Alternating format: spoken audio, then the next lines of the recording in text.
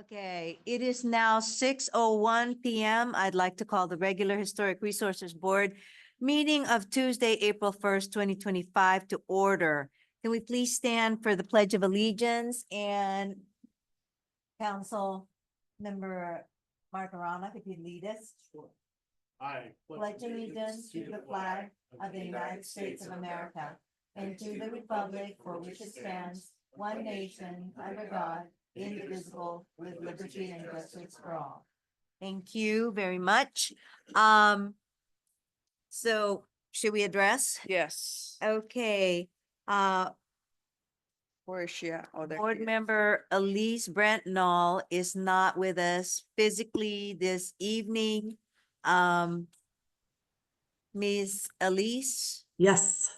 Okay. We're gonna need you to be on camera and also to let the public know and the board know why you are not present today.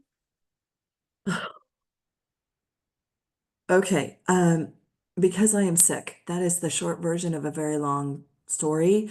I had a conversation with the Chairman DeVries of the Planning Commission earlier today, and I did let him know that I was sick. So I apologize for not being there in person, but trust me, you do not want me to be there in person. And I'm really not feeling up Turn to on her being on camera. camera if at all possible. Oh, there you are. Oh, there you are. You're okay. Well, thank you very much. We appreciate that. Are we good? Yeah, just as long as she stays on camera. Okay, if you would please stay on I will camera. do Thank so. Thank you. And I Sorry about that. honestly know what you're It's talking okay. about. I think all of us at one point or another have had what you have. So Yeah. yes, stay home. Roll call. Clerk, please call the roll. Board Member Britnell, Present. Board Member DeBreeze, Here. Board Member Martirana, Here. Board Member Sanchez, Present. and Chair Pisano. Present. Okay, general public comments. This is the time for general public comments on items that are not on the agenda, are under the city's subject matter jurisdiction. The board will not be engaging if, yeah, it's on. Oh, you can't hear me? Pull closer. Okay, my apologies. Do you want me to repeat?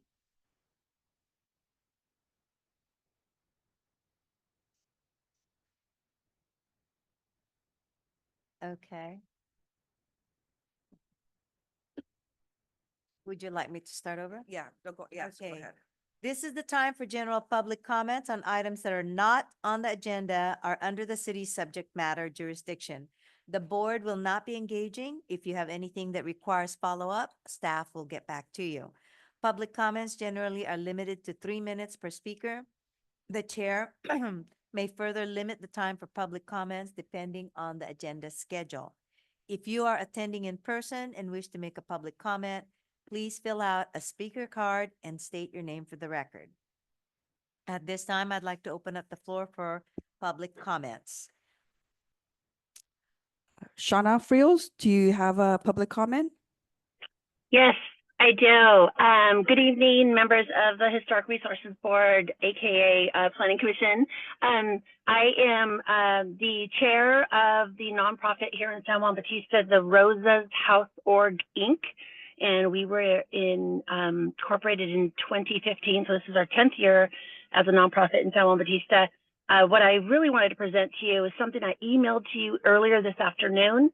The Rosa's House, our focus is historic preservation, education, and continued preservation, specifically early California history, and that within San Juan Bautista. And what we've been doing this last quarter of 2014 and then the beginning of this year is working with property owners in San Juan Bautista who have historic buildings that are on our historic walking trail, which the Rosa's House is the lead in that project. We are working with several of those property owners to put their buildings on the National Register. And we're just very, very overjoyed to let you know that we have submitted an application for National Register submission. It's been submitted to the state of California, the Office of Historic Preservation. And again, I emailed the full application to you so you can see what we've submitted on behalf of the property owner, which is the Native Daughters of the Golden West. This is for their adobe. I should say our adobe. I am also a member of the Native Daughters, and it's located at 203 4th Street in San Juan Bautista. So the process is arduous. It takes quite a lot of time to research and submit, and they tell us that it's about a 4 to 5 month waiting period, honestly, before it gets through the Office of Historic Preservation onto the Secretary of the Interior's office, and then ultimately comes back to us, letting us know if we've been added to the National Register. So we wanted to share that exciting event with you and let you know we have 4 other projects that we're working with property owners and hope to have those completed this year. So that's my comment. Thank you very much. Are there any other members of the public attending via Zoom that wishes to make a comment? Not seeing any hands raised, Madam Chair. Okay. Are there any members of the public in chambers that wishes to make a public comment? And if so, please come up to the podium and state your name.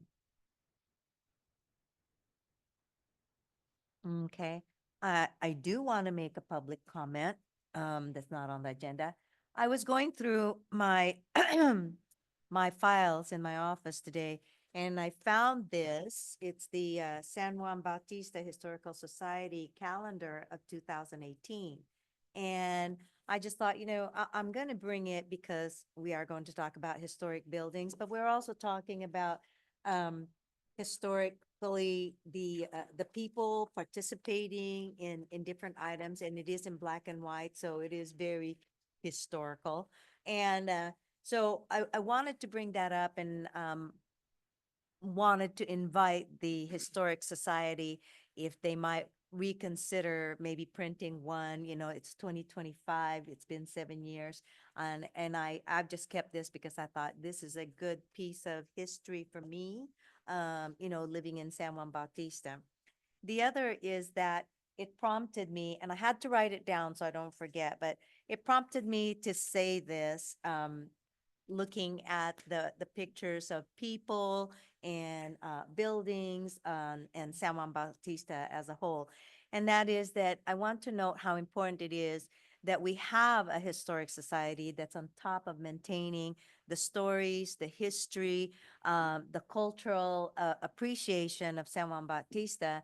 And with this in mind, I am publicly imploring that we as a city and as a historic resources board not fall into the pressure from the current administration into erasing or deleting diversity, and for us to maintain our traditionally diverse and inclusive perspective. I just needed to say that.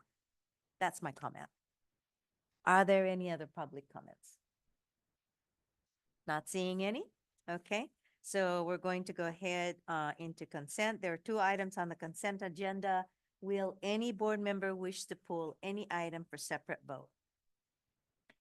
Does any member of the sir? No. Does any member of the public wish to pull an item on a separate vote or discussion? Seeing none, okay. So I need a motion. Move to approve the consent agenda. All right, so with a motion from Board Member Martirana and a second from Board Member DeVries, we will have a roll call vote. Board Member Brentnall, Aye. Board Member DeBreeze, Board Member Martirana, Aye. Board Board Member Sanchez, Aye. and Chair Pasano. Aye, Motion carried. good. Okay, so public hearing. We've got Major Historic Resources Design Review Permit, HRB 25-298 for 507 3rd Street, with a recommendation that it is approved, and recommend the Planning Commission approve the Historic Resources Design Review Review Permit for major modifications consisting of a change of exterior paint color on the building frontage of a historic property located on 507 3rd Street, and to determine this project categorically exempt from the California Environmental Quality Act pursuant to CEQA Guidelines Section 15331. Ms. Ilse report? Yes, Okay. I do have a PowerPoint for us to go through it.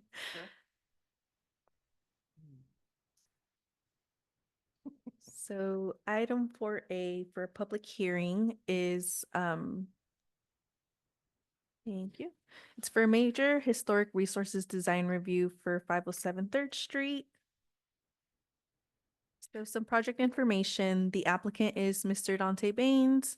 The permit number is HRB 25-298. As previously mentioned, it's for a major project at 507 3rd Street. And this project consists of a change of paint color for the exterior building frontage of a historic property with a status code of 5S3. And this project is categorically exempt per CEQA guidelines section 1533-1. It's a class 31 historic resource restoration and rehabilitation project. Can I? Oh, there we go.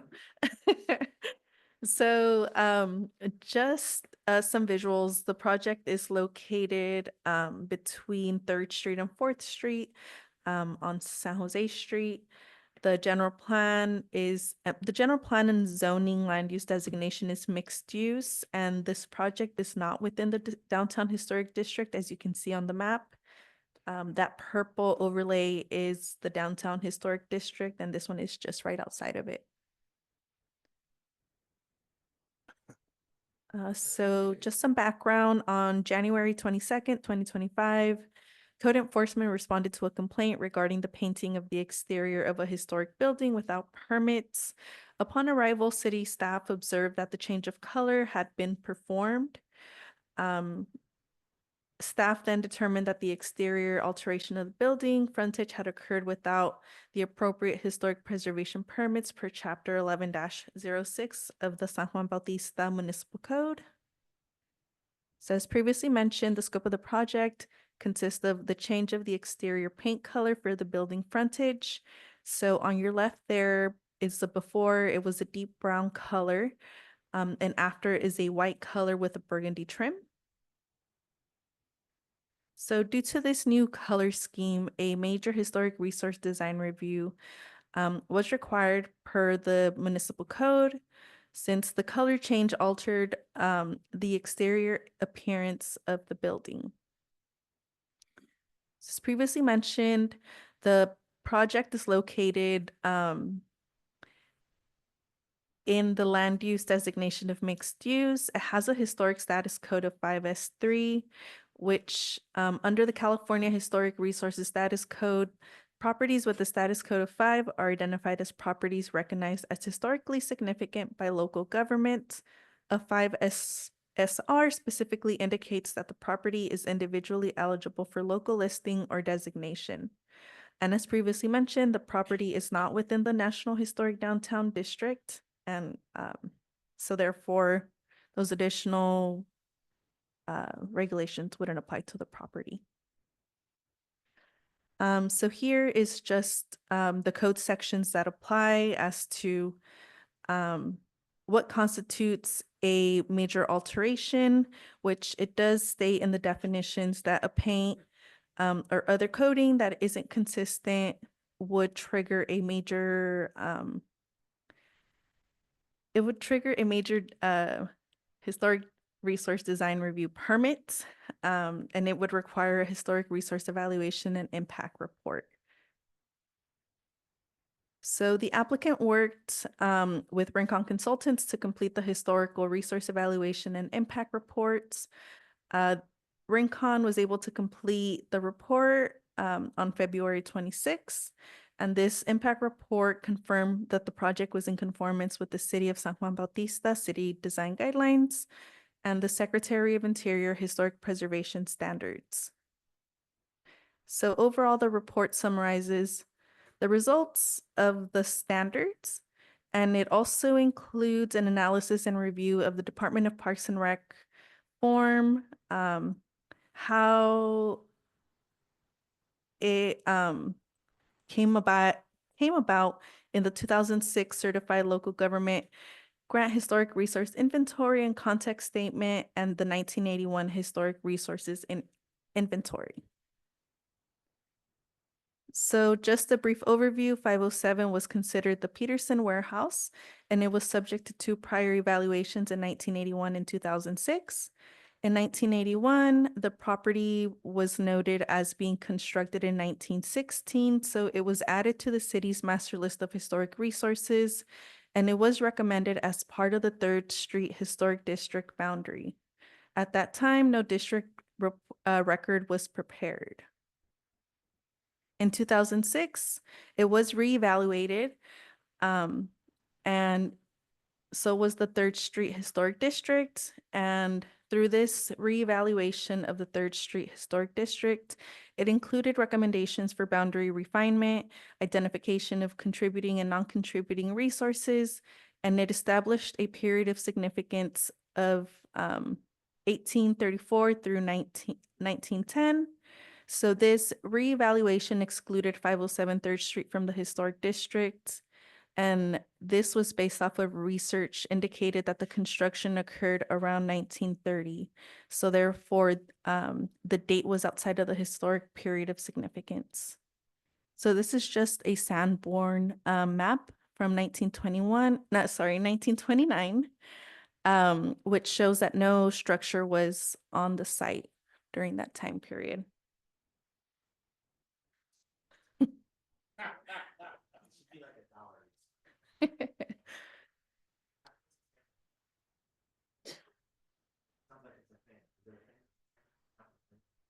It's more of a thing for historic preservation.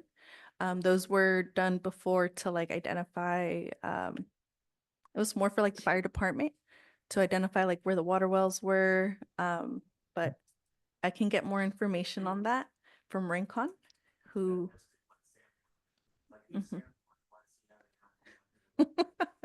I apologize. This is Elise. Commissioner DeVries, if you are speaking, I cannot hear you, which means nobody else online can hear you either. I just asked what a Sanborn map is because it sounds like a term of art or practice that I'm not familiar with. Okay, thank you. Okay, yeah, I can get back to you on that, what that means specifically, but that's what they use for historic resource preservation to identify when buildings or structures were built.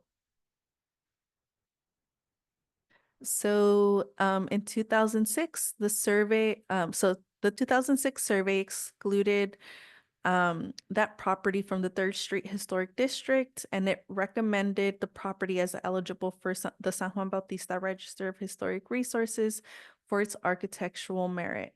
So this resulted in the status code of 5S3. So here's just an overview of what the DPR form outlines as the character defining features, of which none of it indicates a color. So this is just an overview of the Secretary of Interior standards, what it means, and if the project was compliant with those standards. So as you can see on the screen, standard 1 through 3 complies with the standard of the Secretary of Interior standards. Standard 4 through 6, standard number 4 does not apply since there's no changes of historical significance to the building, while 5 and 6 are compliant. For standards 7 and 8, they also don't apply since no chemical or physical treatment was proposed and no archaeological resources were involved. For standards 9 and 10, they also don't apply as there are no new additions or construction on the property regarding the paint. So through all of this, staff does recommend that the Historic Resources Board review and approve the Major Historic Resource Design Review Permit, HRB 25-298, for the change of paint color for the exterior building frontage of a historic property located on 507 3rd Street And also determine that the project is categorically exempt from the CEQA guidelines, section 1533(1). Thank you.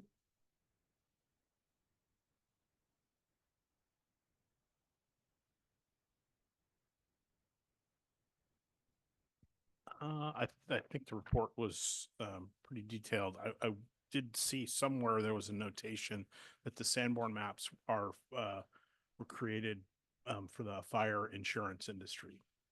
Something that has something to do with fire insurance. Yeah, started in 1867, and they're still made, and they're still in production. And that leads to like an ISO rating for determining your homeowner rates and so I forth. couldn't say. I just thought that that was the source of what a Sanborn Yeah, map thanks. is. Yeah, that's interesting. Thanks, Chris. It's just interesting that those maps therefore predate any notion of a modern fire department. I mean, that's bucket and wagon brigade days. Yeah. Yeah. Yeah. Where's Who that cares? calendar? Right. Who cares where anything was? You got a bucket Yeah, and the horses. only thing that struck me as odd was that it was just the facade, and I'm curious, maybe the applicant could tell us, why just the facade? Is it just and not the whole building? That was painted. Yeah, what, I mean, is the intent to paint the whole building, or the way this is written, it's only the facade? Correct. It's Okay. only the front that's being proposed. Okay. Uh, What- Mr. DeVries, Commissioner DeVries, any other comments or questions? No, Questions, actually. no questions or comments, just an editorial comment that I remember when that building before Dante bought it was Diaz Towing, wasn't it, Dante? Yeah, it was like an old metal shed. It looked like one of the Botello sheds. It was, and that's where George Diaz Jr. and Senior did their towing stuff. And Okay. then Dante bought it and fixed it all up. Commissioner Sanchez, any questions? No, I don't have any questions. Okay, thank you. I do have a question. I know what it feels like when somebody reports you for doing something that you didn't think was of any major concern. So I'm gonna go back to the question of, we have a register, a historic register, right? Of property and the buildings and so on. And previously, some meetings ago, we had said or asked, do these property owners know that they are in the historic register, and do they know what that entails and what types of things or procedures need to be followed if they're going to make any changes? Was this done for 507 3rd Street? Prior to the painting, no. So When he was not aware that he was on the register, or not aware of the procedures? he wasn't aware that he wasn't on the register. Okay, does he need to come to the, okay, okay. Yeah. So after we went on site, we did give him a call, let him know of what the procedure was and of the status of the property. And then we worked together to get the appropriate permits and compliance.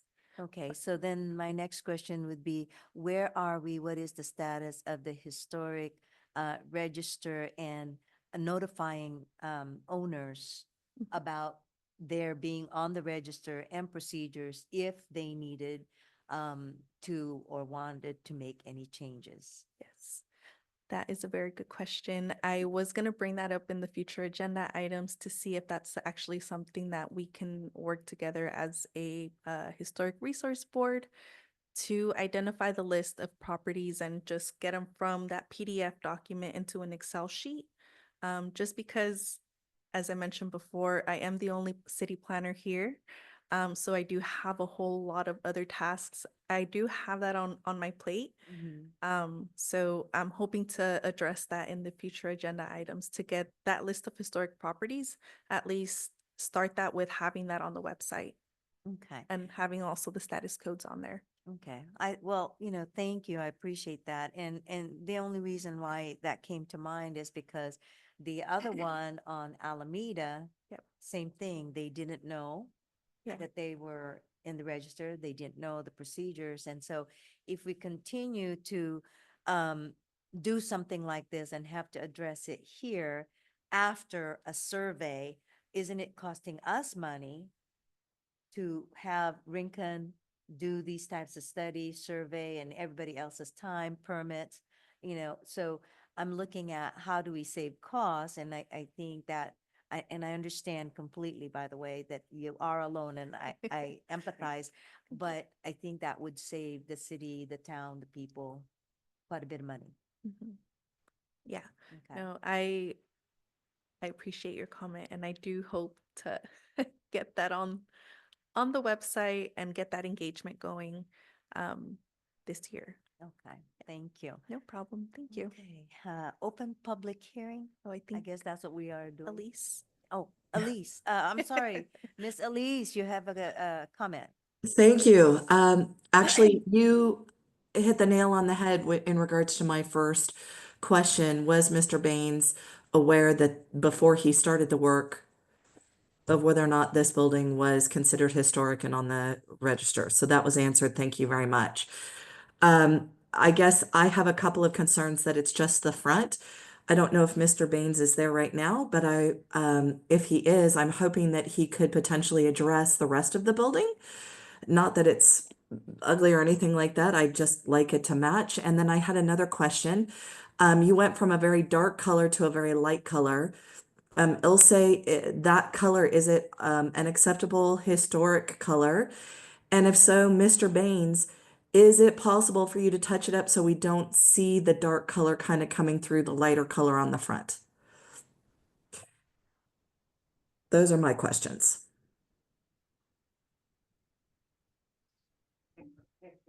Sorry. Were you able to hear him, Miss No, I Bretnall? didn't. He said the answer is yes. Uh, can you be more elaborate, please, Mr. Baines? Would you, Mr. Bain?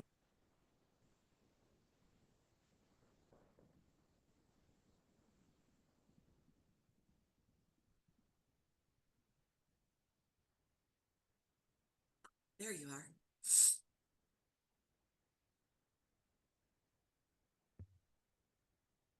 Yeah, my name is Dante Baines, and I'm the owner of the building at 507 3rd Street. And we picked that color because there was a color similar to that at the other corner, pepper tree is. And we thought that that would be nice as far as the community location to match it. We were stopped before we finished, so we can put to answer Elisa's question, we can put another coat over that existing paint. Commissioner Bretnall? Yes, and what about the rest of the building? Are you planning on painting that as well, or just the front facade? There's a good chance that we will, in the future, paint the sides. Okay, But at this time, it's on hold. okay. Thank you very much for the information. I appreciate it. My pleasure. Thank you, Mr. Baines. Okay. Public comment on Zoom?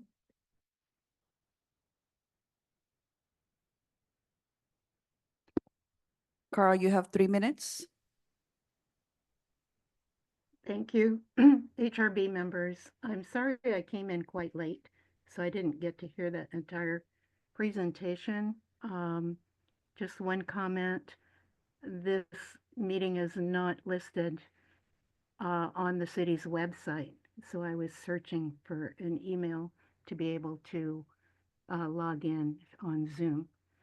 So that's something the city may want to look at. But regarding this particular property, I thought it was very odd that just the front is painted white. And frankly, I thought it was just primer, and that it was going to be, painted to match the rest of the building. It is a huge area, and it just kind of, is blinding. So that's my comment. I was surprised it wasn't painted the rest of the building, which I think is a very attractive color, frankly, and kind of fits in with the historic character of the building itself. Thank you. Any other public comments? Zoom or chambers? Not seeing any hands raised or anybody coming up to the podium, Chair. All right, then we are moving to closed public hearing. Is that correct? Yes, that is correct.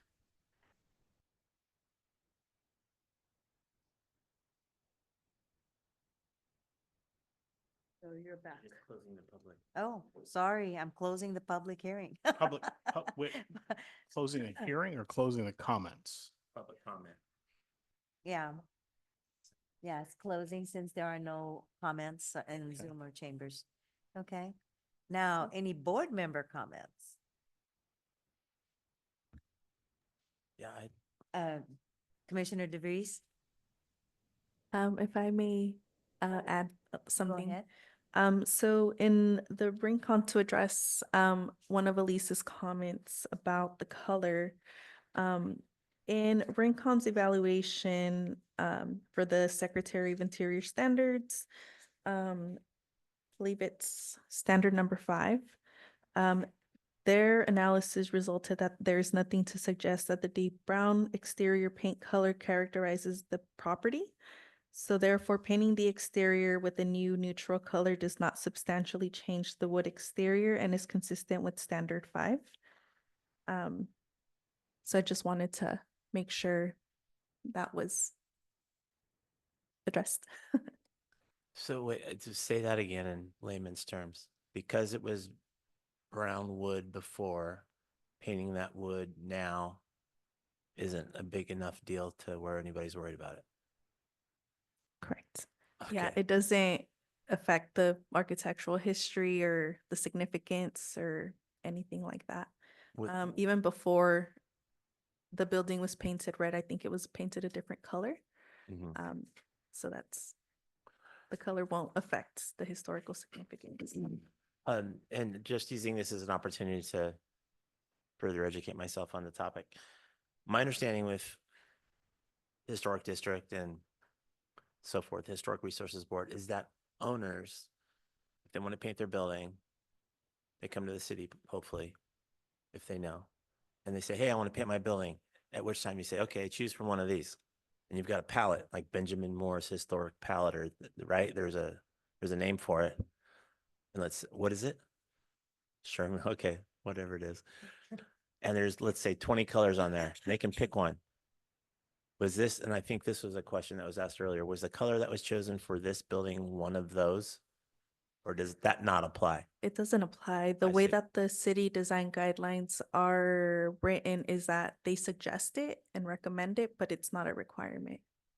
Regardless of the building, and again, this is just for education purposes, regardless of the building on 3rd Street, it's suggested.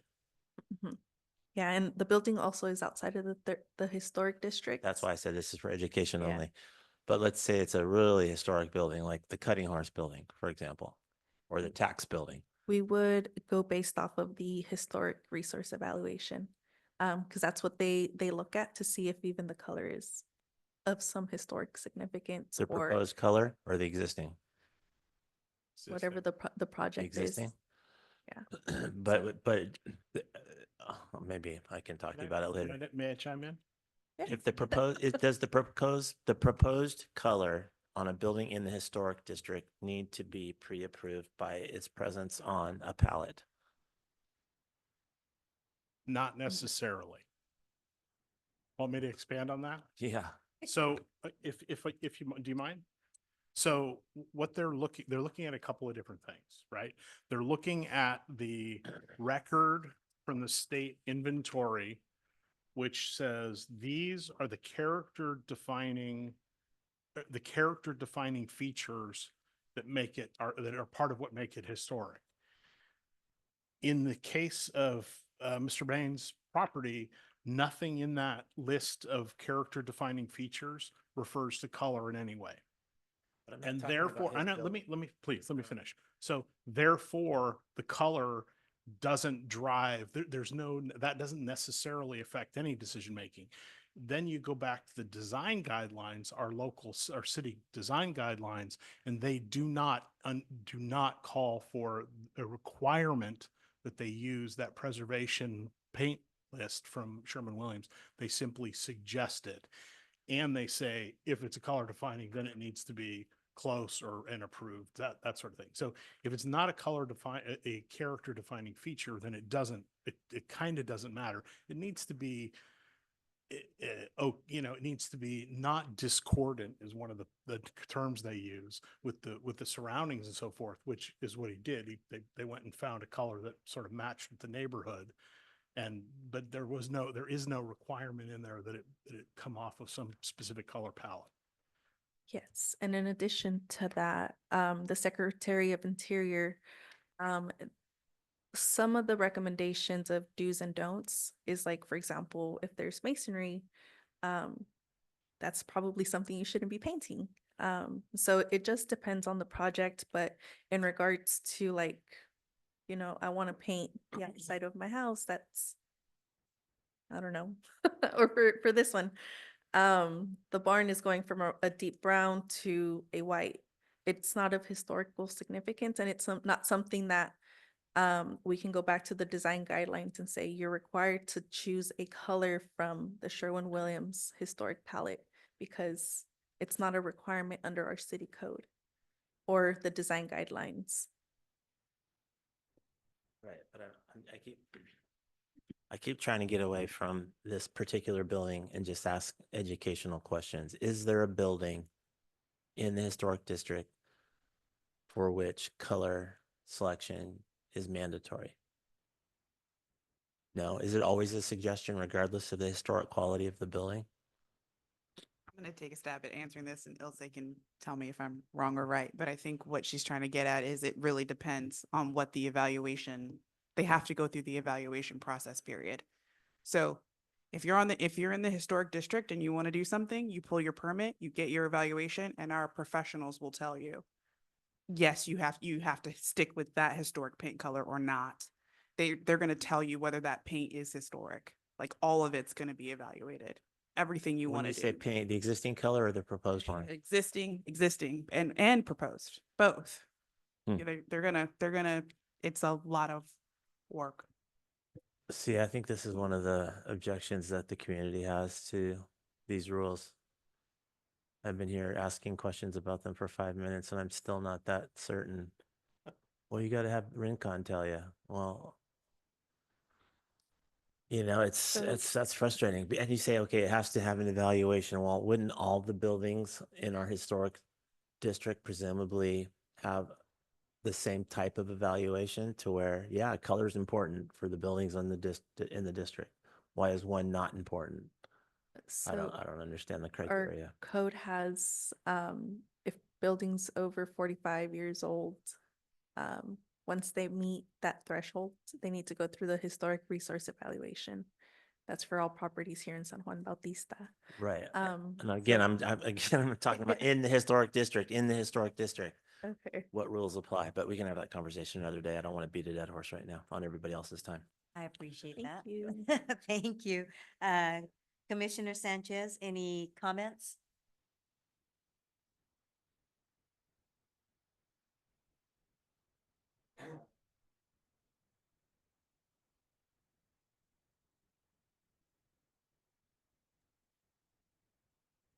No, is it about this? Well, okay, so I do have a comment, and I guess it's going back to I'm sorry. I do have a comment, and I'm going back not only to Mr. Bain's property, but also everything that's within the historic district. Okay, so it's like, well, we have an instance here, and we have a prideful and responsible building owner who's working at he's taking pride in his property, right? And that's outside of the historic district. But, walking downtown during this weekend's events, how many abandoned buildings do we see? It's kind of like, well, I understand that we may not like the color, but at the end of the day, it's a color. The intent to keep the integrity of the building itself is, and for someone to take pride and maintain it, that speaks volumes. So I just wanted to say, I appreciate your efforts, Mr. Baines, and I do appreciate that, okay, you didn't know that I had to go through these steps A, B, and C, but now here you are and you've done all that. So that's my public comment. Thank you. Commissioner Martorana? I have nothing to add. Thank you. Okay. And Commissioner Brentnall? Thank you. I concur with what Commissioner Sanchez said. It is so nice to see property owners taking care of their property. We have so many that are dilapidated and need a lot of work. And I do understand that, you know, not only San Juan Bautista, but California as a whole right now is going through a tough time. And it is very nice to see someone taking care of it. I, for one, don't mind the color. It makes sense to me now why it kind of looks blotchy, and why they haven't fixed it. So I, for one, am looking forward to seeing it once it is completed. And I have no doubt that they will continue moving forward and paint the sides of the building to make it match, because clearly they take pride in their ownership. And my last question, I guess that's more of a statement, but my last question is, do we have to vote on this to give him the permit? Because I'd very much like to do that. We need to hear a motion on the floor for the recommendation. I move that we approve the permit HRB 25-298 for 507 3rd Street. Second, do I hear a second? Second. Okay, so with motion from Commissioner Brentnall to move forward on the recommendation and a second from Commissioner Martorana, let's do a roll call vote. Board Member Brittenell, Yes. Board Member DeBreeze, Yes. Board Member Martorana, Aye. Board Member Sanchez, Yes. and Chair Pisano. Yes. Motion carried. Thank you. Okay, very good. Congratulations, Mr. Baines. Moving on to informational items. Certified local government report, Miss Ilse. Thank you. So for item 5A.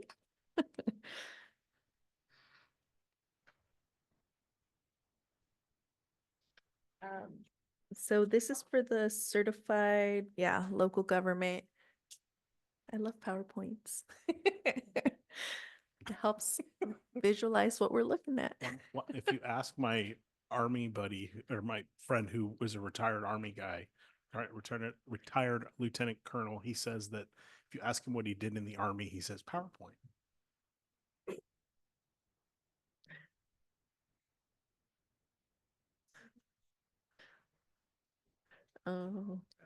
It's if you keep scrolling right there, 22. Thank you. So item 5A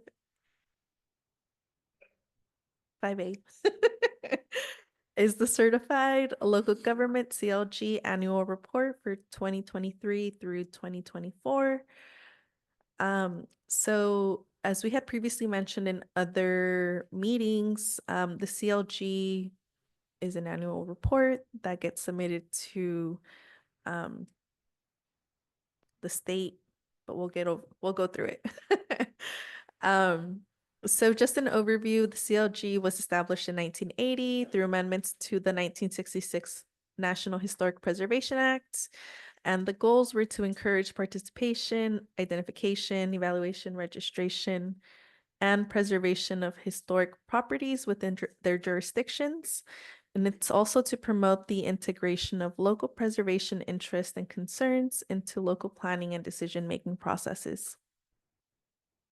Overall, the CLG encourages interagency collaboration among local governments, such as the City of San Juan Bautista, the California Office of Historic Preservation, also known as OHP, and the National Park Service, also known as NPS. And the National Park Service is responsible for administering the CLG. So some of the program benefits include that the city becomes eligible for federal grants that are awarded annually to local governments to assist with historic preservation programs. It also helps the city establish credibility and also request technical assistance among other benefits.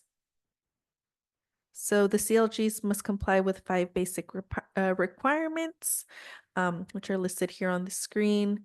Most importantly, it's to satisfactorily perform responsibilities delegated to it by the state. So for this reporting period, it's we reported out from October 1st, 2023 through September 30th, 2024. So this is what was submitted for this time period. So for preservation laws, the city is considering revising Chapter 11-06 of its municipal code, which is in reference to the historic resource preservation, and is currently using a preservation consultant, which is Rincon Consultants, to discuss different options. No work has been completed to date, but revisions were not considered during this reporting year. And there is also a link to our historic preservation ordinance.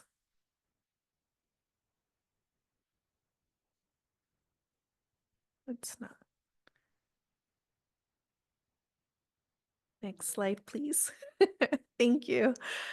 In regards to new local landmark designations, no new ones were reported or designated during the reporting period, and no local landmarks were de-designated during the reporting period.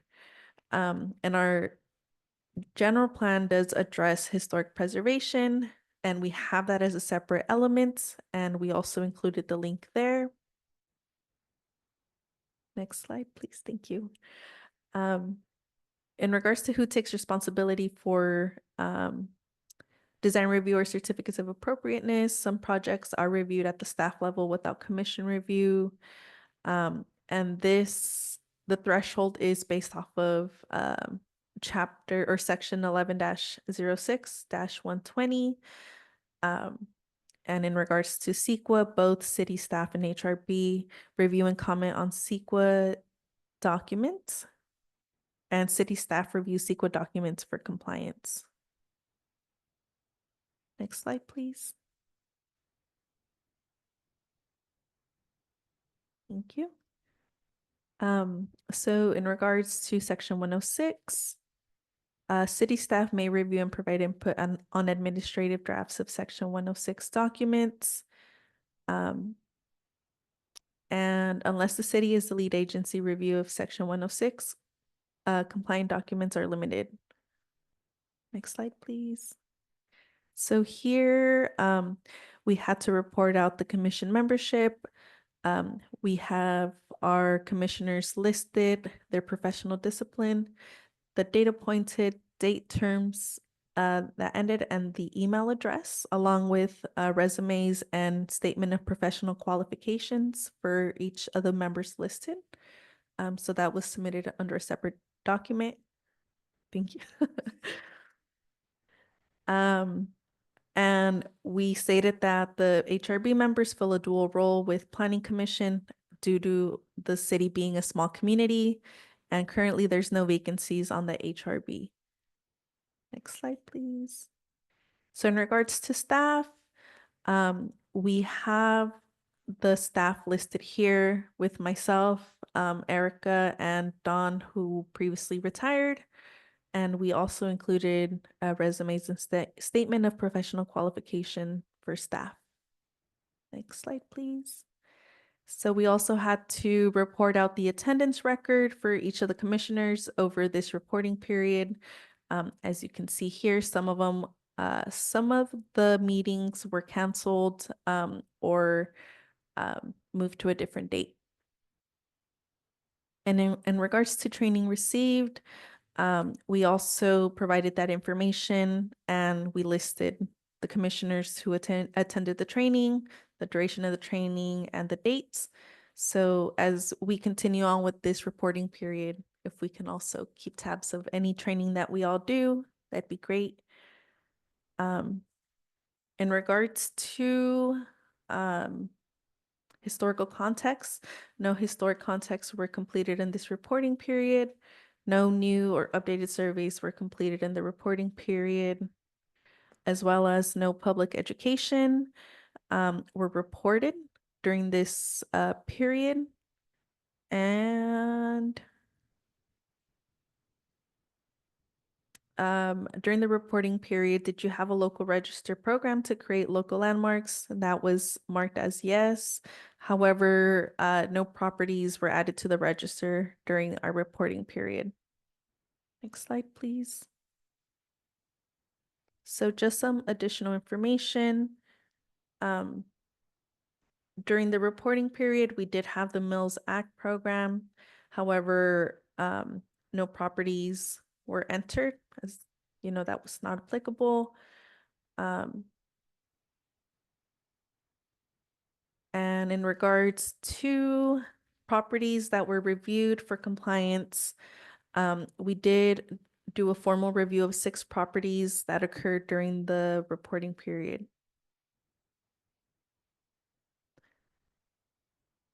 And for local property acquisition program, during the reporting period, our local government didn't acquire any historic properties in whole or in part through purchase, donation, or other means.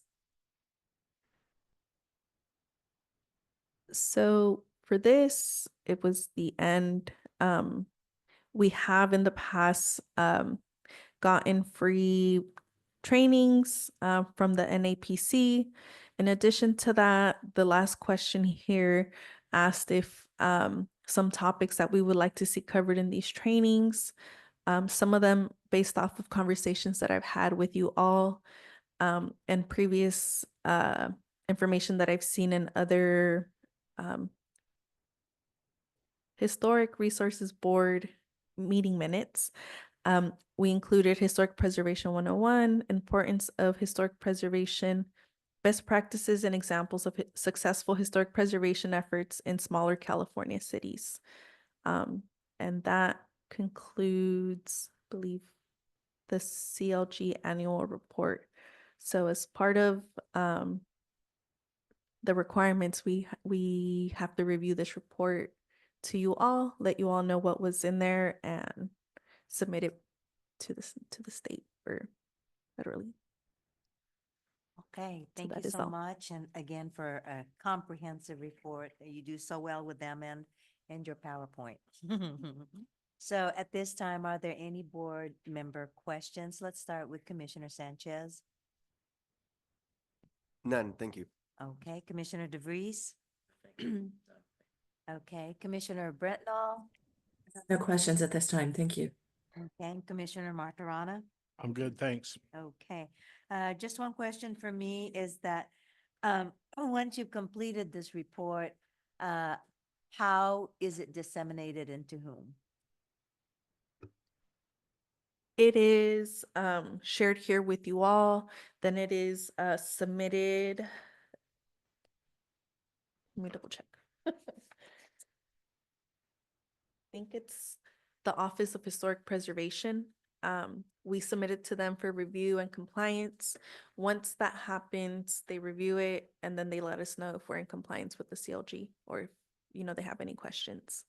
We And can thereafter, let's say we pass. we make it a public record. I mean, everything is a public record here, but we can put it on the website as part of our engagement efforts. That's great. Thank you. No problem. Okay. Any public comment, Zoom or in the chambers?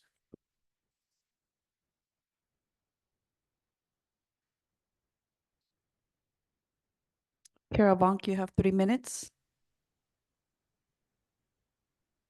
Thank you. Thank you, HRB members. I just want to give you a little bit of background.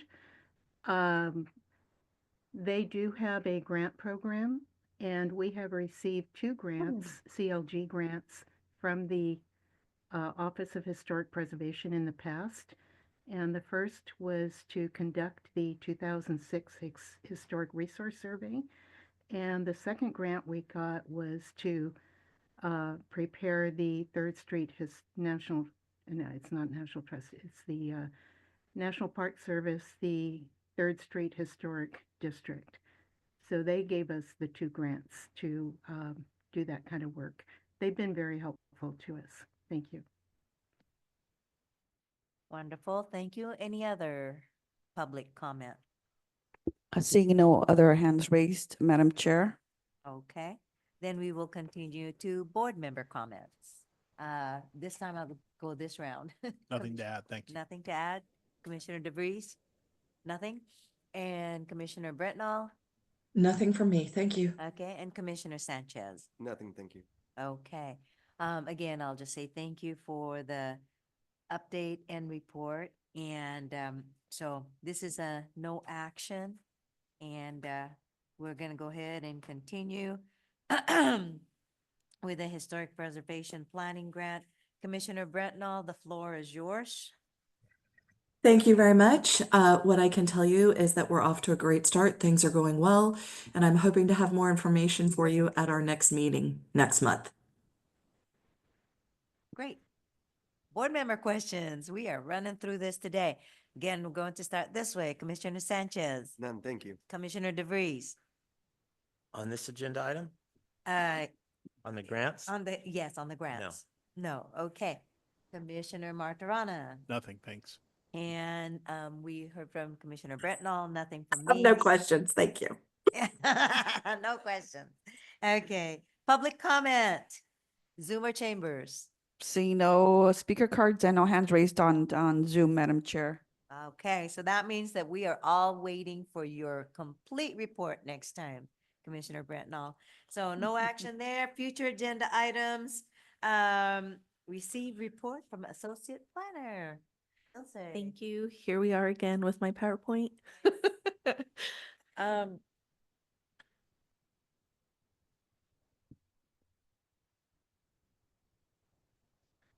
yeah. So as mentioned in the previous meeting, the status of some of the projects presented to the HRB in 2024. The 609 3rd Street for a studio addition conversion was constructed. For the CLG annual report that was submitted and completed. For 411 the Alameda, that was approved and is underway. And for the Historic Resource Preservation Code updates, that is also underway. We're working with Rincon to bring this forward and hopefully schedule some study sessions or listening sessions to get that going. For future agenda items, here's what we've completed so far. The grant funding opportunities, as mentioned, that's an ongoing item. But if there's anything you all want to see for the next meeting, we do have a list there, or if you want to do another one.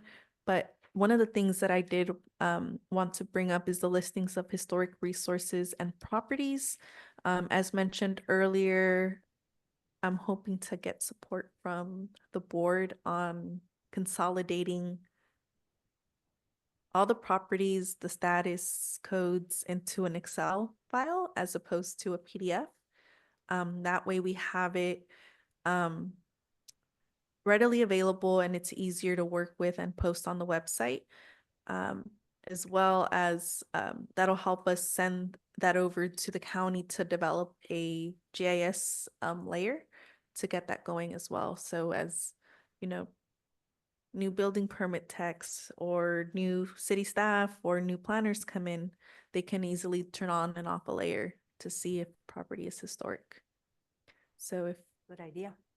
we can If anybody wants to volunteer, or if y'all want to take a stab at it, and just let me know for the next one. Putting stuff in Excel? Yeah. Do you know how to convert PDFs Eddie wants to to do Excel? that.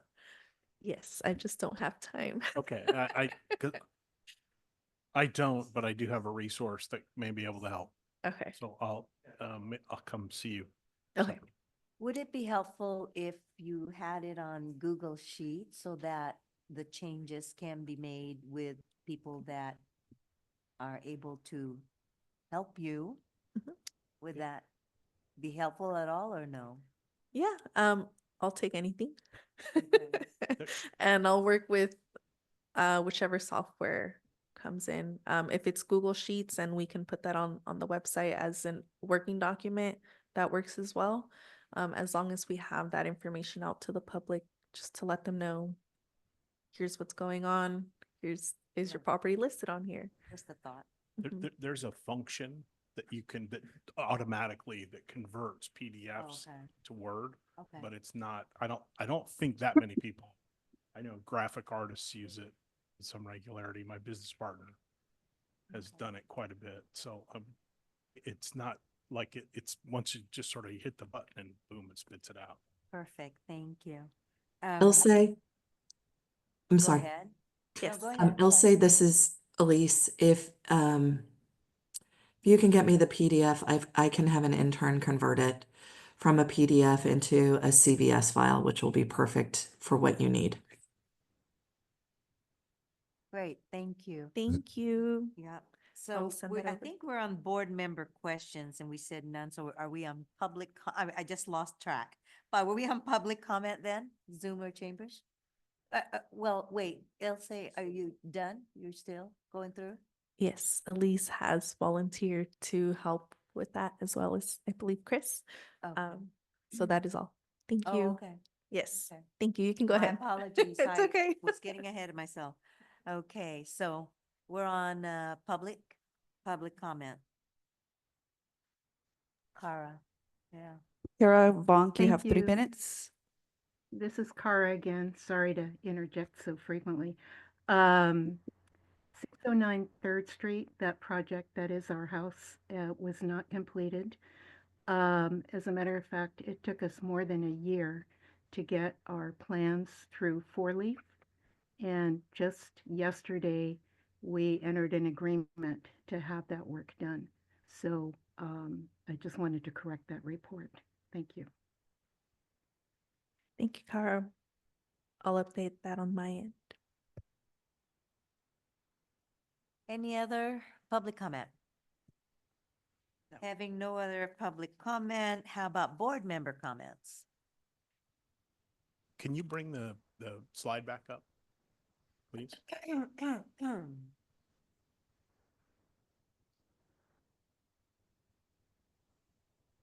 That one? That one, I think. Hmm. May I continue? Yes. Status of projects from the Historic Resources Board, that fourth line, I think the intent was that's what you gave us initially, right? There were the 4, okay. The intent there, I think, was for that to be an ongoing report, not just a one-time report. Was that understood? Okay, thank you. I'm sorry. The can you- 4th line item on this slide, one, two, status of projects from the Historic Resource Board. It's flagged as completed, which she did it, but what I would like is for that to be an ongoing report, as at each of our meetings that we continue to get that just as an update. I second that motion. Yeah, no, that's what she said. She understood that was. Oh, good. That was funny, Dan. Thank you. Appreciate it. Okay. Commissioner DeVries and Martirana are done. Commissioner Sanchez comments. Oh, were you still going? I'm sorry. My apologies. Go ahead. No, I think, PDF, you bear with me for once, but no, I think I'm good. I think I'm good. Thank you. You Go ahead. sure? Yeah. No, okay, good. thank you. And you're good? No, I think that's great. It's ongoing, a running report. Yeah, I think I agree with that. Okay, Commissioner Sanchez, I agree with them as well. Commissioner Brentnall, I would love it. Thank you. Okay. Looks like we're all in agreement, so that's a good one. And since this is a no action, going to keep moving forward. Any other comments from the Historic Resources Board? Let's start with Commissioner Sanchez. No comments, thank you. Okay. DeVries? Sir? Yes, Madam Chair, thank you. I have two. Circling back to one of the topics that came up tonight, maintenance of buildings in the historic district. A, we all agree there's room for improvement. B, it stands to reason in my mind that the easier you make maintenance to occur, the higher the likelihood it will be done. Conversely, the more difficult and challenging and expensive you make it to do, the least likely it will be done. I cannot envision a scenario by which an owner of one of those buildings can't come to the counter or meet with you, will say, and say, I own 123 3rd Street. Great. I'd like to put some paint on it. Okay, I think that's a good idea. And have them pick from a pre-approved palette. I don't know why it takes an act of Congress and Rincon and everybody else to paint your building. If it does, if that continues, I would submit that the likelihood of it being done goes down. So I think there's something we can be done to streamline that and make it easier. Secondly, trees. A whole bunch of trees were cut down right here. I know it's State Park. I got calls. You may have gotten calls in the past. It has been, well, it's the State Park. Well, okay, maybe that's part of the story, but it wasn't a state park and prior to San Juan Bautista being San Juan Bautista. There is some kind of relationship that we need to maintain with the state park. I mentioned this before, but I, for one, would like to understand how it is they make decisions like clear cutting that entire corner. It looks terrible. People were heartbroken over it in the streets, ready to protest. And we had nothing to tell them. I don't know if there was an arborist report. I don't know if they were taken down because they were diseased or a danger or something. Maybe they were. I don't know. It would be nice to have something like that we can point to. And, acknowledging their jurisdiction, of course, and being deferential when we have to, but we can at least understand it. And then if we could if there's an opportunity to provide input into that decision-making process, I think that would be appropriate, highly appropriate. So that's that. Any other board member? No? Yes. Okay. Oh, Brent, no. I'm sorry. Yes. No, that's fine. I wanted to address, this past weekend, it was lovely to have horses downtown. It was fun seeing them walk around. They're a very big part of our heritage here. And I will openly admit I have not had a lot of spare time to look into our ordinances in regards to horses and where people can tie them up and what the rules are. But I would very much like to address that in the future or be provided some additional information on that, just from a security standpoint for not only the visitors within our town, but the people who own the horses and bring them down here. Again, it's a strong part of our heritage, and I would very much like to make this or continue to have this be a horse-friendly town. Thank you. Can I just Go add on? ahead. Elise, I completely agree with you there. And I think that having it be horse friendly would increase tourism, the vibe, the vernacular, the aesthetic, everything. And I've even heard a rumor that our interim city manager is considering riding her horse over the old stage road into town to work someday, which I think would be highly photogenic. And I know the press would come out in droves. Thank you for that. Okay. Well, my only comment is that, I again want to see that this calendar, not the pictures because they were already done in 2018, but if the Historic Resources Board or the Historic Society can do that again, I don't know if it was a big seller for y'all, but it's a very nice way to put San Juan Bautista history on. Yes, I actually bought five. I did. I did, back then. Associate Planner? Thank you. I did want to go back to Dan's comment about the trees. I know the Historical Society sent us some information on the reasoning behind the trees and the connection that they have. So I'll send that over to you all. It's somewhere in my inbox, and I will forward that over because it does provide a more detailed explanation as to what happened with the trees. So I'll send that over. What happened? You mean why they were cut? Yeah. Oh, Yeah. So I apologize. I don't know the details of it, but I will send that your way, everybody's way. well, Um, and one last thing on that. We have some pretty big, important ones Yep. around here mhm. that I want to keep an eye on. Like there's one right by that little half wall by Hardeen's, Washington Street. Mhm. That thing's got to be a couple 100 years old. It's a pepper tree, I think, and it's just unbelievably great tree. But since it's in that little dirt between the asphalt and that wall, probably state property. And if someone decides, up, it's time for that tree to go, do we hear chainsaws running one day? It's like, whoa, can we talk about this? I want to understand that. Because once those things are gone, they're gone. No one's going to be planting trees like that anytime soon or that size. So it's really important, I think. Okay. City Manager? Hello, everyone. So I do have a couple things. I had a great opportunity to attend a historical society meeting, and that was awesome. Got to meet those very lovely ladies who have so much knowledge of the town, and so it was a great experience for me. So I just want to publicly acknowledge them and say thank you so much for letting me to come crash your great meeting. Second to that, couple of comments. The trees. I had a great meeting with I think his name is Wes Gray. He is a supervisor for state parks a couple weeks ago, and we talked about building a better relationship in what we need to do to communicate with the town about the tree cutting, especially that came up. And I will have another conversation with Wes because this is a prime example. The state parks came and presented to the council last year. Mm. They presented a plan and they came and they had a public plan and they said, this is what we're going to do. But that information, that's not enough. Like it's very clear that's not enough, right? Because that happened and then what did we do with that information, right? Is that the City Council? At the city council, yes.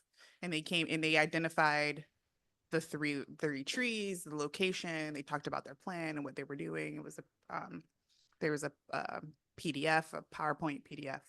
So they started the conversation, but like there needs to be a little bit more. And I think good partnership is important. And then also what can the city do to help? Because we have a vested interest in this too, right? We have a canopy that we want to protect. And so I just wanted you guys to know, like we've started that conversation. We're going to continue having conversations with state parks and how we can build a better partnership all the way around. So I wanted to make sure I addressed that. I didn't understand the horse comment from Elise. I saw the carousel going with the pony rides. I thought that was awesome. So I will follow up with you, Elise and Dan offline. And no, I will not be riding my horse on 3rd Street. But that was great. But I too am curious about the horse friendly comment. And hope that we one day see a rodeo here in San Juan because I think that's super cool. And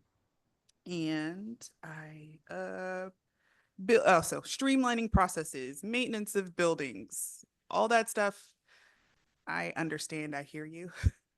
And one of the things that I really hope to do, and if I become your permanent city manager, it is talking about our processes, our policies, our procedures, and how to make improvements and make our town more business friendly while also maintaining our character. All those things are hugely, hugely important and impactful. And I think we're going to all need to work together to figure this out, right? We're coming in brand new to things that are already established. And then I'm saying, yeah, we got to follow those policies, even though maybe my people behind me in the past, but it's different, right? Whatever happened in the current, we're like, okay, we're following these policies and procedures. They need to be updated, right? They don't make sense. So we're gonna all need to work together to make that happen. And it's not gonna happen overnight, but I definitely think the more conversations we have, the more we work with everybody to figure this out, the better off we'll be. And those are my comments. Thank you. Thank you. As Dan said, great comments. But I also want to put the onus on our townspeople because I understand they're upset about the trees. I'm upset about the trees, but now listening to what our city manager has said, that it was presented to the council, we are responsible for making sure that we are informed about the town. You can't just speak up out of the blue because you're upset if you weren't up on it. I mean, I'm upset, but I didn't know that, right? So that's my fault for not knowing. But so somewhere, again, I'm going to make a point that the communication aspect of all that we do, not just the commissioners, not just the board, Historic Resources Board, but city council, the city itself need to disseminate somehow, be able to do that for the townspeople, but then the townspeople, I'm saying it publicly, don't just complain, be part of it. If you want to say something, then be part of it, but they have to also educate themselves. We can only do so much. Like you said, there's only one of you, there's only one of you, there's only so many of us, and we only have our sphere of influence is only so large, right? But we're a big, small town.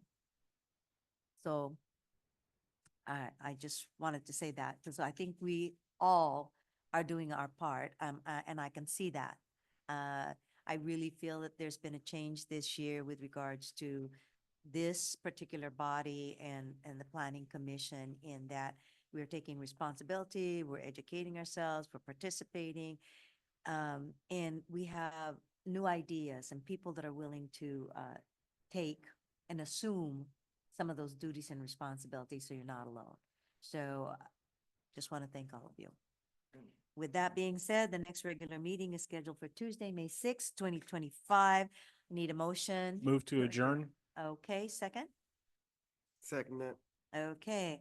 Action by board members. Roll call, please. Board Member Brittenell, Aye. Board Member DeBreeze, Yes, aye. Board Member Martirana, Aye. Board Member Sanchez, Aye. and Chair Pisano.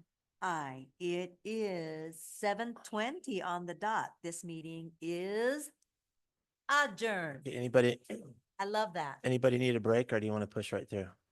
Yeah? Is that a 2-minute sign? Okay.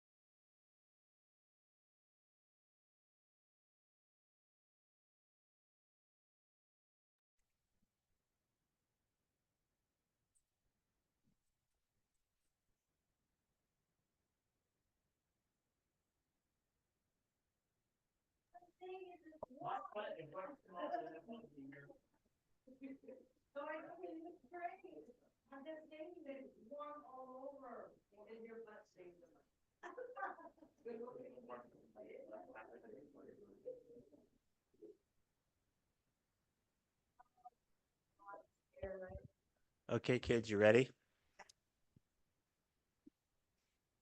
7:27. Liz, you want to start the recording?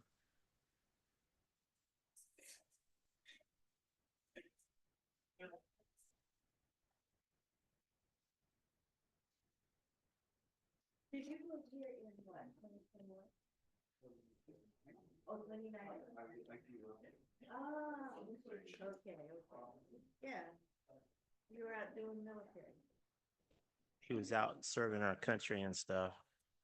He was out serving our country and stuff.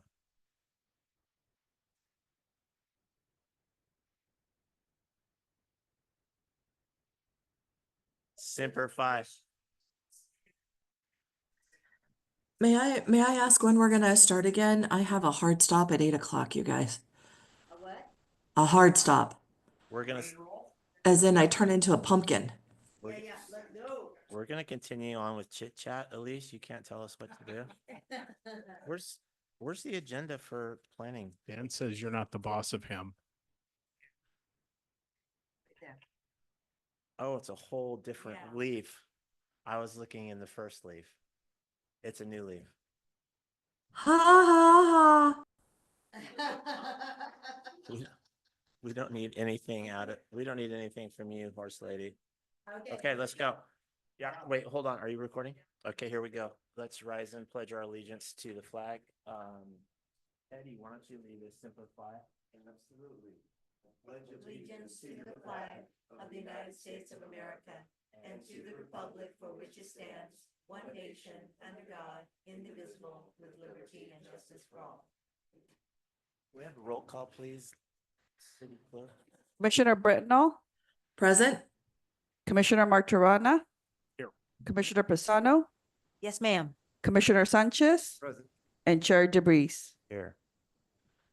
All right, each month, as you know, we set aside time to hear from the public from matters that are not going to be otherwise discussed on the agenda. There's no one in chambers.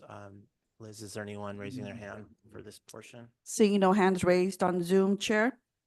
Okay, then general public comment is closed. Do we next have the consent agenda, which consists of our usual affidavit and, oh, there's some other things on there too. I see what you did.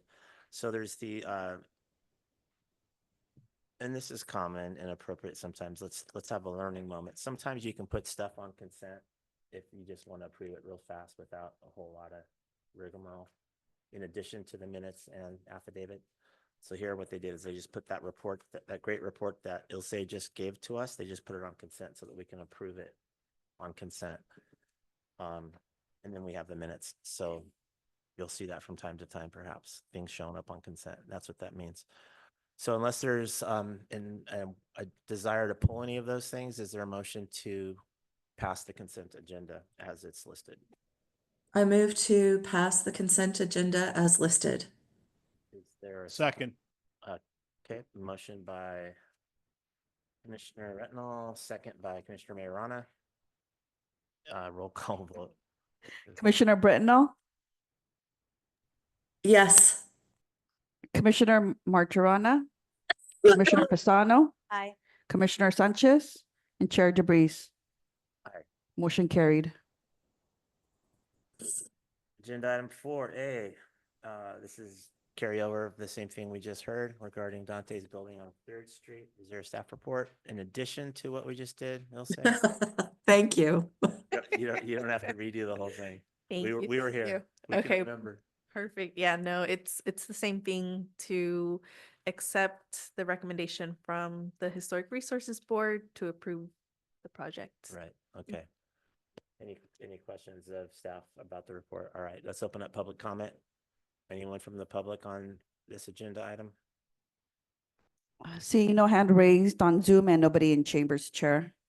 Thank you, Liz. Public comments closed. Any further comments or questions from the commission? No, sir. No. No, sir. No. Hearing none, then is there a motion from the commissioner? I move to approve a resolution approving the Historic Resources Design Review Permit HRB 25-298 for major modifications consisting of a change of paint, exterior paint color on the building frontage of a historic property located on 507 3rd Street. And two, to determine this project categorically exempt from CEQA. Great. Thank you for the motion. Is there a second? Second? We have a motion and a second. Can we get a roll call vote, please, Liz? Commissioner Brittenell, Aye. Commissioner Martirana, Aye. Commissioner Pisano, Aye. Commissioner Sanchez, Aye. and Chair DeBreeze. Aye. Motion carried. Thank you. Action item 5A, appointment to the Urban Growth Boundary Ad Hoc Committee. Appoint 2 Planning Commission representatives to the Urban Growth Boundary Ad Hoc Committee. Is there a staff report, Ilse, or would you like me to do it?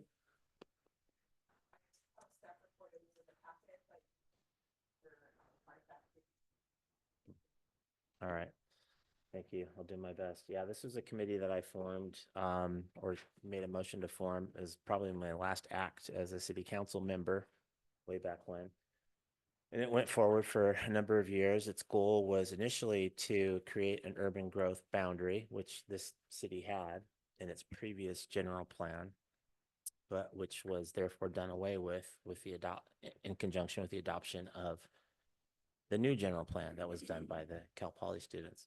So the consensus was let's put it back, and we formed a committee. The council did at that time to do just that. The committee was initially comprised of, not initially, the structure of it was 2 city council members, 2 planning commissioners, and 1 public at-large person. So time went on, and those seats, or the people filling those seats, I should say, changed a little bit from time over time. Where we ended up was last November, the committee presented to the city council a planning area. I like to refer to it as the area that we care about as a city. It's an easy way to think of it. An urban growth boundary and a new sphere of influence line. We don't have to get in the weeds about what a sphere of influence is, but just trust me when I say the government code says it's your future city limits, and it's the area where you can demonstrate that you can provide sewer and water. That's basically an SOI. So anyway, the committee made a recommendation to the council for new lines, the area that we care about, and then our urban growth boundary and SOI were proposed to be coterminous with our existing city limits. So therefore, city limits, UGB, SOI, all the same thing. That recommendation to the council met with their approval unanimously 5-0, and those new lines came to pass. The next task and we provided that, no, I'm sorry, I get ahead of myself. The next task before the committee was to say, all right, now that we've established those lines, what happens on the other side of the line? I always like to refer to this example because it's one that's easy to visualize. Our city limit is right on the other side of the mission. So therefore, that where the old rodeo used to be, that's actually county ground. That's county jurisdiction. Therefore, an applicant could go to the county building and planning department on technology and submit an application for mission condominiums or apartment complex or something. Like, whoa, wait a minute. What are you talking about? Building condos or apartments down below the mission. We as a city want to have something to say about that. And so that was the conversation that the committee had over a period of, I don't know, a year or better, right, Chris? What do we do on the other side of the line? And what we came up with as a proposal was entering into a memorandum of understanding, MOU for short, with the county, saying, let's agree that if you receive an application like that in the area that we care about, we want to have that applicant come tell us about it right there as a planning commission. And once they tell us about it, we want to write down what we think and send it to you, county. And then we want you to take seriously what we have said. And they said, okay, that sounds pretty good. So that MOU was, draft was submitted to the our city council in November. The council, liked that also unanimously. That went before the Board of Supervisors last Tuesday, was it? I presented with Ilse, and our interim city manager, Ashley, was participating to the board. It went over very, very well. There was a couple little things that they wanted tweaked, which are not substantive. I'll just submit to you, they're not substantive. We got this thing where we want it to be. So those little tweaks are going to be made, and then it's going to be resubmitted to the county, the Board of Supervisors. I suggested that they put it on their consent agenda, like we just talked about, because they had the discussion and everything last Tuesday. And there shouldn't be any surprises. I probably jinxed it now, but it should go over pretty well, and it's resubmitted for their next meeting. And I think I'll allow the city manager to clarify, but I think your goal is to have that before the council on April 15th for approval. That is correct. So once the planning commission appoints 2 members, we will arrange for a special meeting for the UGB to go over the MOU changes, make those changes, and give it to the council on their consent agenda is my goal. Perfect. So, and that kind of answers the bottom line question is, well, what do we even need the committee for if all that work's been done? What's for what the city manager just mentioned? And I should also mention there was at least out there in the ether a conversation that I had with the previous city manager, Don Reynolds, about maybe this committee could be used for other tasks, like, for example, this infill study that EMC has prepared. Would that be a good thing for the committee to do some heavy lifting on? I don't know. That's really up to the council to decide. The council has not disbanded this committee, so it still exists. We for sure have to finish this up to get it to the board, or first to our council on the 15th. So that's immediate work that the committee needs to do. But there might also be future need depending on what the council and the city manager have to say about that. So that's the report. How'd I do? Pretty good, huh? In a couple of minutes. So therefore, so current constituency so when the committee last met, it was Council Member Morris Lopez, Council Member Sabathia, Planning Commissioner me, Planning Commissioner Medeiros,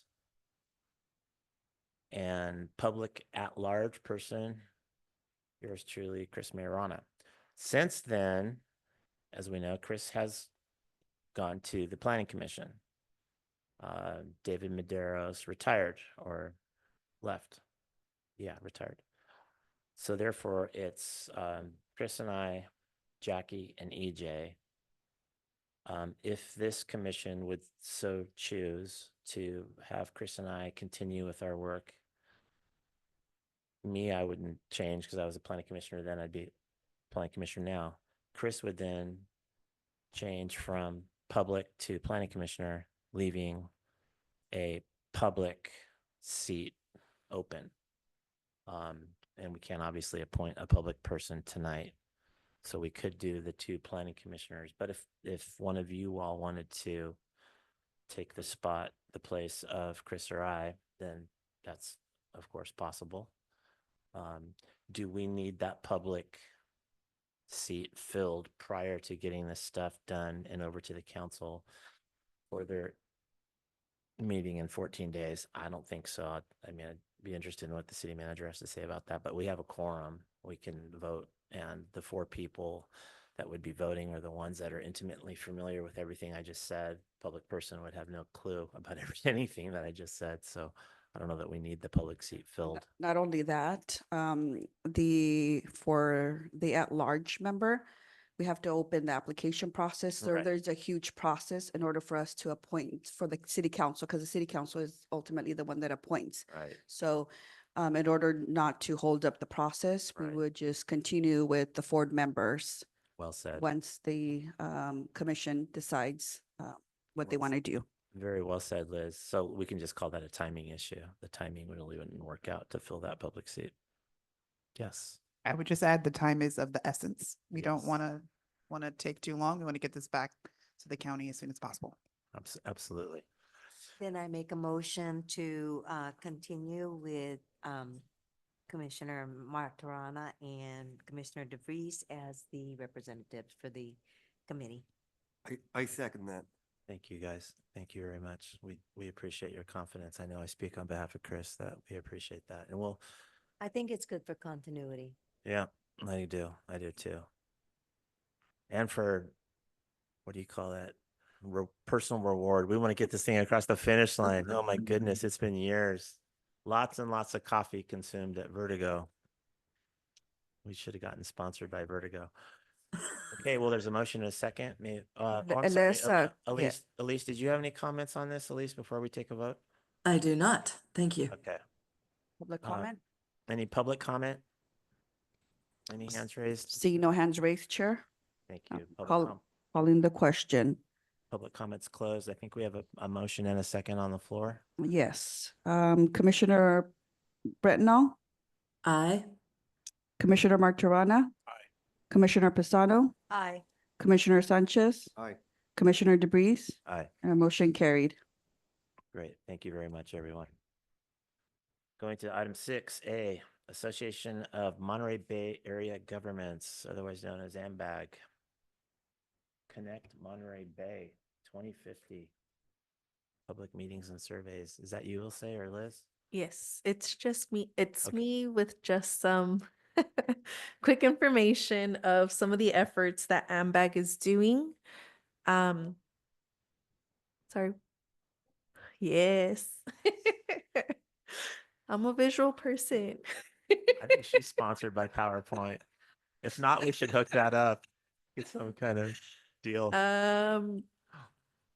Yeah, we're gonna get sponsored after Dan works on our Patagonia one.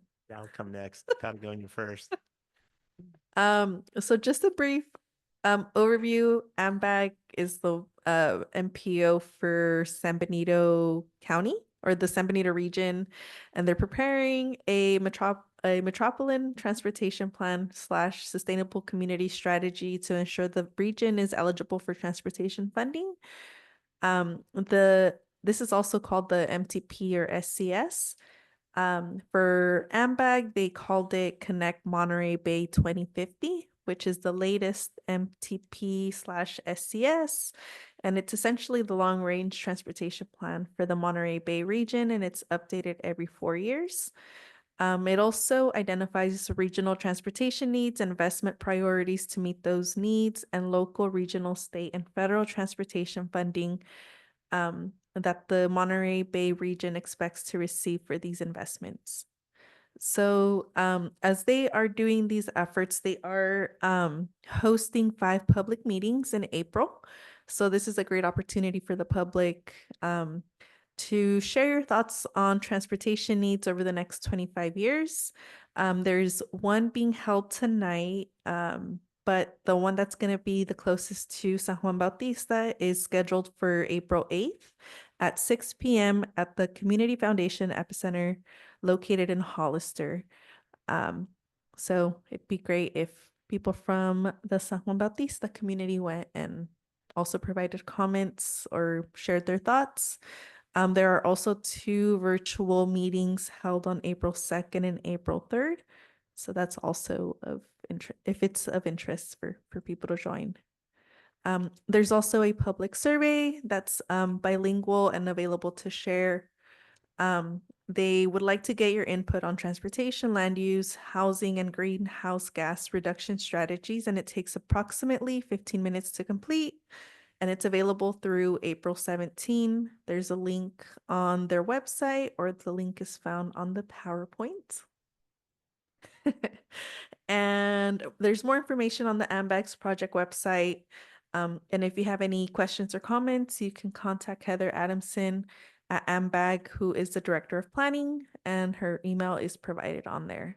So it's just some public information for you all to get involved and also address some of the community needs there. That's it on my end. All right, any hands raised on this item, Liz? Seeing no hands raised, Chair? Thank you. Public comments closed. Any follow-up questions or comments from the commissioners? No, sir. No, no, no? Well, a quick comment, that's gonna be interesting, if we're looking at the next 25 years, of Yeah.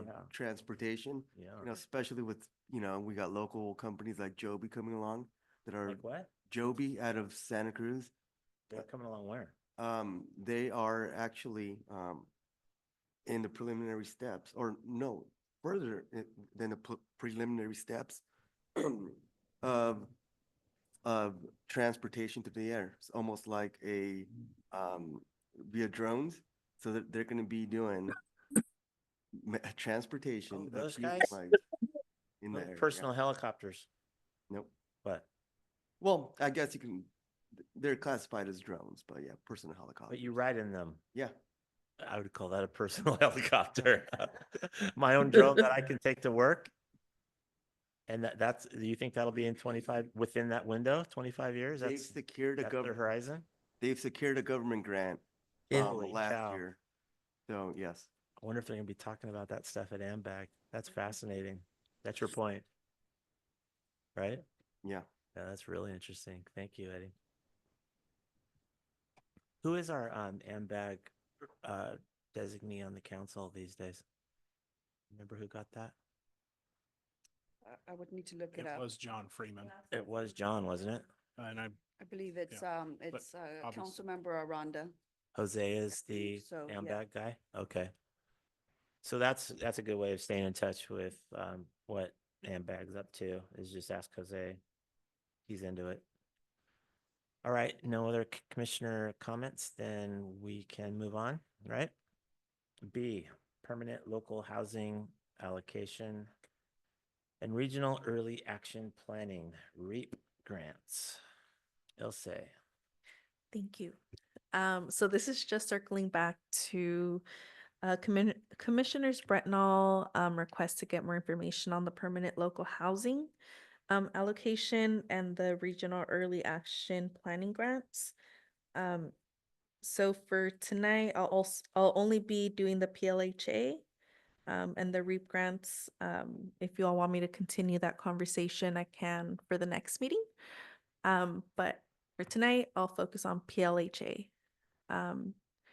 So just a brief overview, PLHA is a permanent local housing assistance program administered by HCD. It provides funding to local governments in California for housing-related projects and programs that assist in addressing the unmet housing needs of their local communities. It was signed back in 2017 by Governor Brown through a 15-bill housing package, which in this package, it included the Building Homes and Jobs Act, also known as SB2. SB2 essentially established a $75 recording fee on all real estate documents to increase the supply of affordable homes in California. So through SB2, the goal is to address the state's housing shortage and high housing costs. So essentially, the funding received will help cities and counties increase the supply of housing, increases assistance to affordable owner-occupied workforce housing, assist persons experiencing or at risk of homelessness, facilitate housing affordability, promote projects and programs, and ensure geographic equity. There are two types of assistance under the PLHA. Excuse me. One of them is formula grants and the other is competitive grants. So the city of San Juan Bautista applied for grants. HCD issued a notice of funding availability, also known as NOFA, on February 26, 2020 for PLHA funds. The city submitted an application for assistance for housing-related projects and programs that assist in addressing the unmet housing needs of their local communities. On October 3rd, the city entered into an agreement with HCD to accept the funds, and this agreement ends on January 30th, 2030. So there are quite a few eligible activities that the PLHA can cover. So a few of them include the pre-development, development, acquisition, rehab, preservation of multifamily, residential, live, work, rental housing, or affordable rental and ownership housing, including ADUs. There's also matching portions of funds, through local and moderate income housing asset funds, capitalized reserves for services and assisting people or persons who are experiencing or are at risk of homelessness, accessible modification and lower income owner occupied housing, efforts to acquire and rehabilitate foreclosed or vacant homes, home ownership opportunities, and fiscal incentives by a county to a city within the county incentivize approval of one or more affordable housing projects.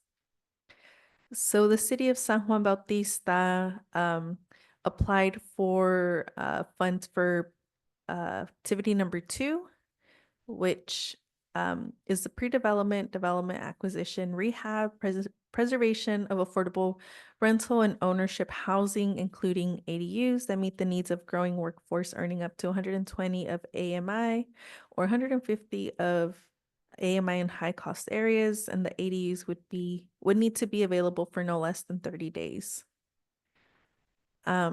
So based off of the application, the city was awarded $312,828 dollars for PLHA activities.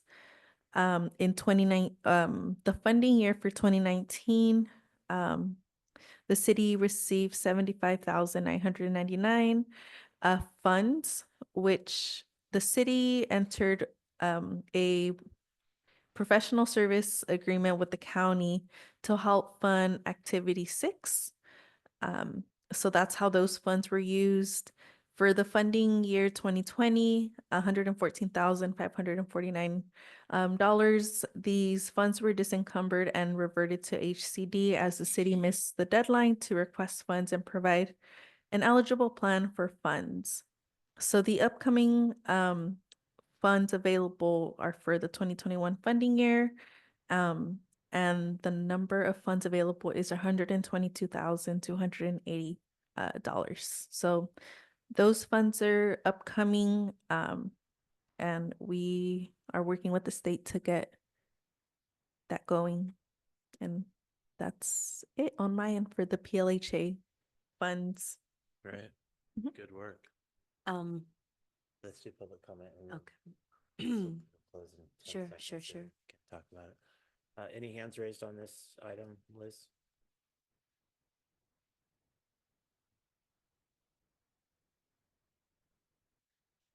Okay, public comments closed. Now, Commissioner Pisano. Okay, can we go back to the chart prior? So the funds have reverted to the state, is that correct? Correct. Okay, And is there any way to recoup that? No, it's lost. yes, those funds are still being used for affordable housing developments and projects throughout California. Throughout California. Yeah. So we only have 122,000 to work with. Correct. Okay, and what is the status on that? I know it says upcoming, but Mhm. upcoming that there's a deadline, right?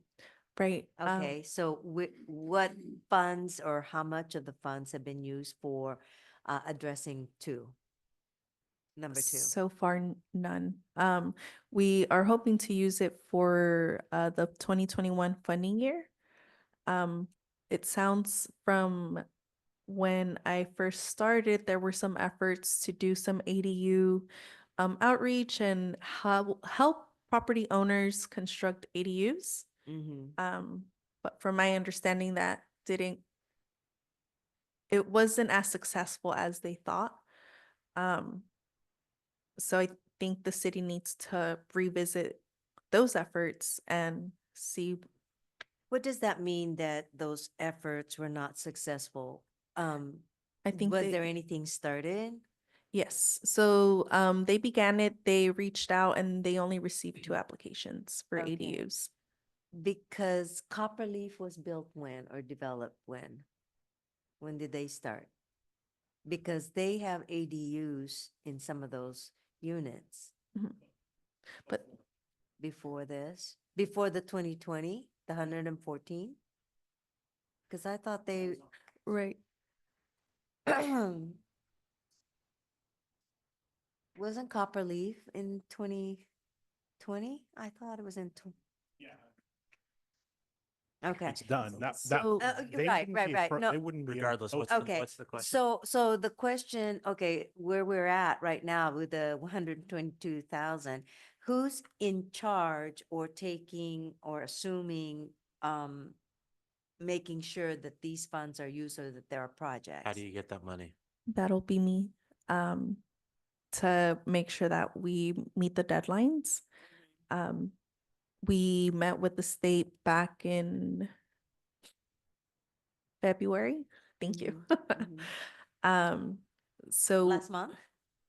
Or just 2 months ago, because it's April? yes. Okay. Yeah. So we need to develop, if we are going to change the plan, we need to resubmit a plan with the state. So it's the way that the contract was written, we did propose to use those funds for ADUs. So if we are going to change the plan for those funds, we do need to submit another plan for to the state, and they need to review and approve it. And how soon would we have to submit that new report? I'm sorry, this is Commissioner Brentnell. And that's okay. I need to go back and check those deadlines. And I can get back to you all. Right now, I don't remember off the top of my head, Okay. but I can get those to you. Okay. Okay. And do we have a list or stats data on the unmet housing or homelessness here in the city? We know where he is. Do I we don't think know? so. No? No numbers? No stats, no data? It's the one guy. I haven't seen any specific data. I mean, we know qualitatively what's happening in town, Uh-huh. but we also can get some information from our county partners on that who are helping us with. Oh, okay. this. Okay, because I know, I only know of, well, there's certainly one car on Second Street. And then there's a guy that wanders around, and I find him in different places, but what are we talking, I guess, is what I'm asking, Okay. I mean, yeah, the city did partner with the county to address that, but they had to go through. The city partnered with the county to address the needs of people who were unhoused, and that's where that first funding round. Did you say went. people who are unhoused? Yeah, Oh, that's so politically correct. yeah, that's the Thank new, you. the new Housing thing. challenged. The houseless now. instead of The homeless. houseless? Oh, Yeah, the okay. houseless. But Is it not? that was entered, I believe, in 2023. So we have those funds that we dispersed out to the county to help with those efforts for Okay. the Yeah, I homelessness. think the deadlines are gonna be really important for Yep. us to know, and then, ask for help. Mhm. Don't want to lose that money. Yeah. Okay. Yeah, thank you. Okay, Commissioner Martirana.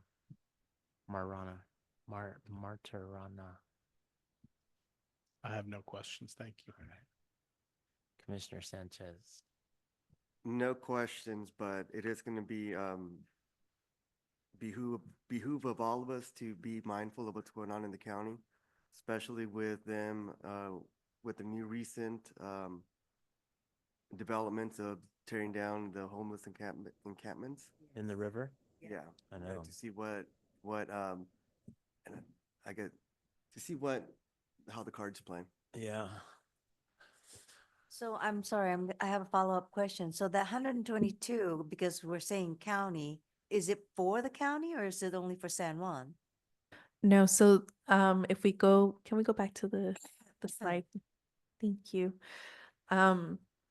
There are 3 different, essentially buckets of funds that get dispersed. It wasn't going to get all dispersed at once. Right, So they separated it into 3 different funding years. right. The first bucket is the 75,000 that was awarded to the city of San Juan Bautista. Okay. Unfortunately, I think those were the efforts for the ADUs that weren't successful. So the city then entered into the professional service agreement with the county for activity 6, which was in regards to homelessness. Okay. So only 75,000 went to the county through that professional service agreement. I was going to say public service announcement, but that's not it. Yeah. Yeah. But so in order for the city not to lose those funds, that's how they were able to, still use those funds and keep them within the county or Okay. within the region. Mm. So only that went to the county. So the 122 is only for San Juan. Yes. Okay, that was it. Yes. Okay. Thank great. you. Thank you. Chairman DeVries, may I ask a question? No, sorry. I think we're on you now. Okay, thank you. Commissioner Retnall, your turn. Thank you. So the first comment is when the federal government or even the state government is giving out money, we don't ever want that to revert. And I frankly don't care who is responsible for that, but moving forward, that's just absolutely unacceptable because right now we all need help. We're trying to revive a community and make it strong and whole. And to take money to assist us and let it go back to the state just is not a smart move. That's my first comment. The second comment is thank you, Ilse, for all of this information. It is really good information for us to have. And what I'm going to tell you is that if this is our responsibility, I'm telling you right now, I want to rip this whole thing wide open and redo it because it's a load of garbage. And if to require you to go do work and not give you the support and direction is absolutely unacceptable. So I would like to make a motion that we assist you in requesting to use the funds in a different manner, more appropriate to what we need within our city. There you go. Sorry, guys. You pushed a hot button. Could you re-say that, but this time a little bit less sugar-coated? Sure. Yeah. I know. So I know. Please, may we? For agenda item. I know. Hold everybody, just calm down. Okay, so Commissioner Retnall brings up a good point. Basically, she's saying, what can we do to help you, Ilse?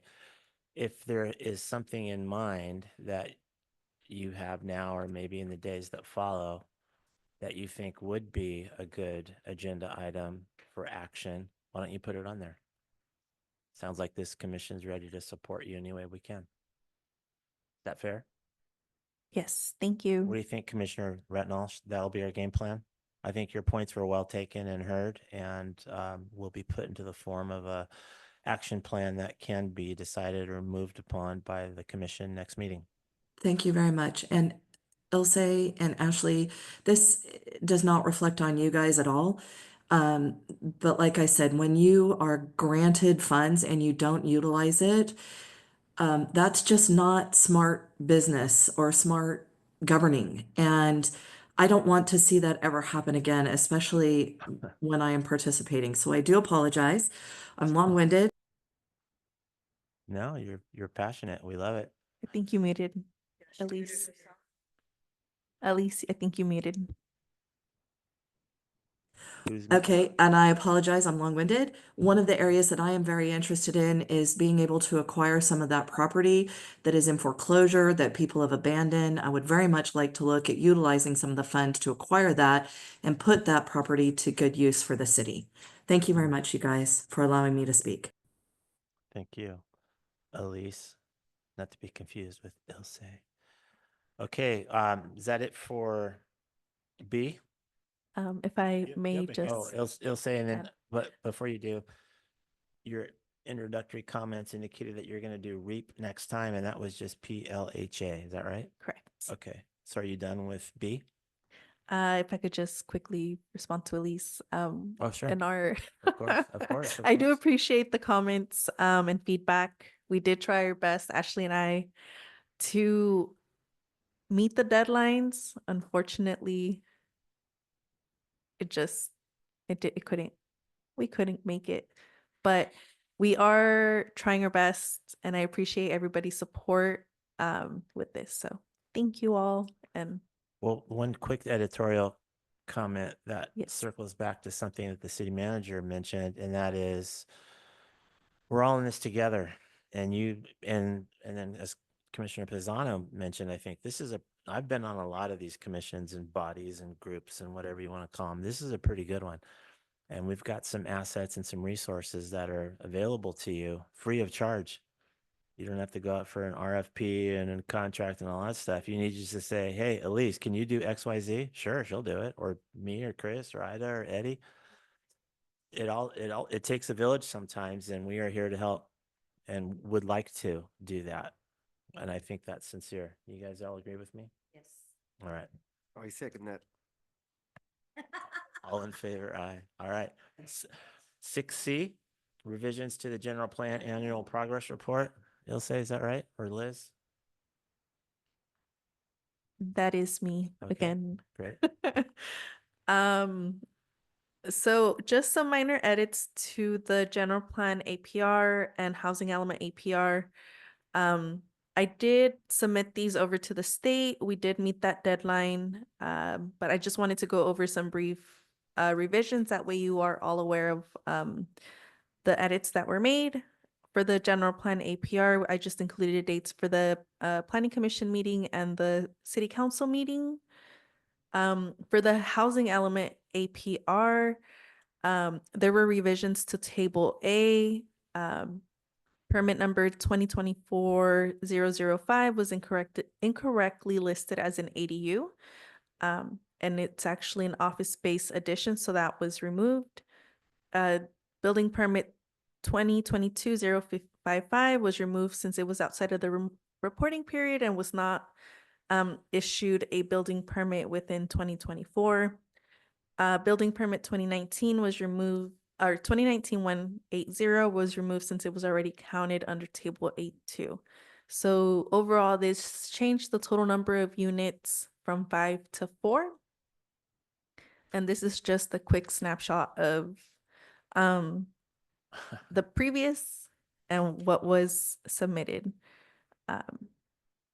So for the revised table A2, we removed some building permits that were counted in both table A and table A2.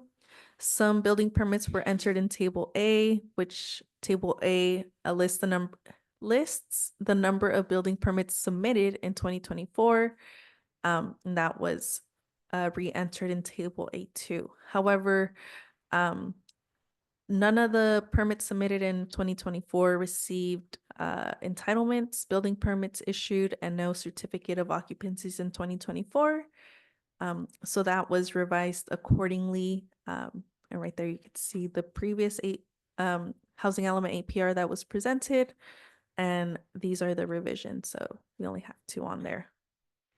For table B, the biggest, the change here is that the total remaining RENA numbers by income level, the overall total units went from 81 to 82 because one of the building permits was not an ADU as it wasn't properly listed.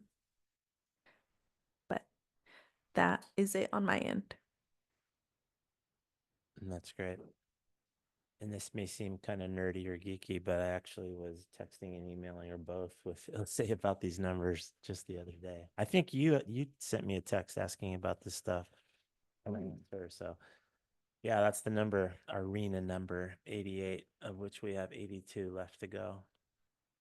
And we have to figure out where they go. That's called planning. Okay, any hands raised, Liz, on this? Kara Vonk? Hi, Kara. Liz will tell you you have 3 minutes. I wanted to just speak on the last issue, which had to do, it's just historic, the ADU outreach, on the last item. That was to bring, unpermitted ADUs up to code. That money, that 775,000 or whatever it was to bring ADUs up to code. Okay. And I think there were 2 applicants, that's all. And okay, that's all I have to say. I'm sorry. Okay, good to know. Thanks, Kara. Anyone else, Liz? Doesn't look like it. Hands raised. Okay, public comments closed. Any follow-up with the commission for Ilse's corrections report? Changes, Chris? Please. I think it would be helpful and instructive to get some sort of indication of what the income levels are. You know, we see a lot of references to low income, very low income, moderate income. And in my experience talking to the public, they have no sort of conception of what that translates to in terms of a rent, like a monthly rent. A what? A monthly rent figure. So I think in the minds of many public members of the public, they think that a low income apartment, you know, would be $500. And in fact, it's substantially more than that. Yeah. And I think it would clarify a lot of people's thinking. Yeah. And I agree. it's frankly, it's disheartening to see how much those numbers are. It is. Yeah. But we need to understand it. We need to, it's just one of those things that we talk about in such general terms that they Right. become meaningless. Right. And until we can put a, you know, and I know it's a sort of a moving target, but at least we can get some ballpark numbers. And I think it would be very helpful. Well, and it's formulaic too, so it's It is, kinda- it it's- is. It's hard to just answer somebody quickly. No, and so, but if, you know, but a little bit of an explanation Right. and some examples would be very helpful, because you're evaluating a project and saying, well, I want to put X number of units, or I want to do this, or I want to do that. There's benefits to the property owner to build, to create units that have a lower income profile in terms of concessions that the state code allows them. And, you know, that came up when the La Casa Rosa was being discussed. And, you know, I believe he was able to get build an extra unit on that property because that was the way the concessions worked with the state code. And, but it required him to restrict the rent to a certain level. Right. And so, anyway, Oh. there's a lot of moving parts to this stuff. And anyway, Good Would po- that, good would points. that be rent control then? Is that, well, No. I'm, I mean, when you it's, say that's not, no, restrictive- it's a deed restriction. Deed And then restriction. that's referred deed to in restriction? Okay. that PowerPoint that was observed. And frankly, I think it's one of the things that we need to be discussing more in a broader sense, because there's, you know, payments that they can use to get out of that, out of parking requirements, the low income housing requirement that where you can pay a fee is such a small number that I don't know why any developer would ever build, you know, low income housing, because they can pay a ridiculously low percentage of the value and to get out of it. As an in lieu fee? Yeah, as an annual fee. Yeah. And, you know, so those are the sorts of I personally, I think we need to be tightening some of those loopholes Yes. and discussing those things. But that's sort of, you know, longer term. But Yeah. anyway, Good points. Did you have anything else? I don't. No, thank you. Betty, anything? No. All right. I'm Thank you sorry, for- Chairman DeVries. Oh, no, you again. Sorry. It is. And Sorry, I just, Elise. thank you. Out of sight, out of mind, but you're on the computer. Dang, how can you forget me? I don't know Okay. how. I'm not sure. So going along with what Chris mentioned, and I'm actually glad you brought up Casa Rosa, because one of the areas, and this kind of overlaps the two responsibilities that we have, HRB and planning. You know, looking over the documentation in regards to HRB, one of the big things is that we are supposed to leave these historic buildings to be utilized in a fashion that they were originally designed for. Well, Casa Rosa was originally a bar, okay? And, you know, along with these benefits that this owner received, he also took away some of the original aspects. So I know personally, I spoke to him and he no longer wants to allow alcohol on that premise. So I think that when we are looking at, you know, planning as a whole and allowing money and giving benefits for doing things, we need to make sure that we are still in the spirit of what that building was built for. I mean, obviously it can't be a brothel anymore, but there's no reason why we can't have alcohol there other than it's his personal issue. And when you're buying an historic piece of property like that in a historic town like this, I think it is absolutely imperative that we make it very clear that there are going to be restrictions and that we will be guiding them as far as what we will and will not allow. Hmm. I am all for growth. I am all for bringing in low-income housing. I just don't want to take away from the spirit or what these buildings were originally designed to do. Okay. All right. Elise wants a cocktail at La Casa Rosa. Anyone else? No? Then the commissioners' comments are concluded, and that was not an action item, but a discussion matter. And Elsie, I just want to say thank you for bringing those corrections forward so we can all take a look and stay on the same page. That was appreciated. All right, future agenda items. I think that's open-ended, right? It- on those corrections? Didn't I do that? Oh, okay. I thought I Thank saw you. that. Yeah, so public comment is then closed again for that last agenda item. Future agenda items, that's an open-ended question. That is me again with my PowerPoint.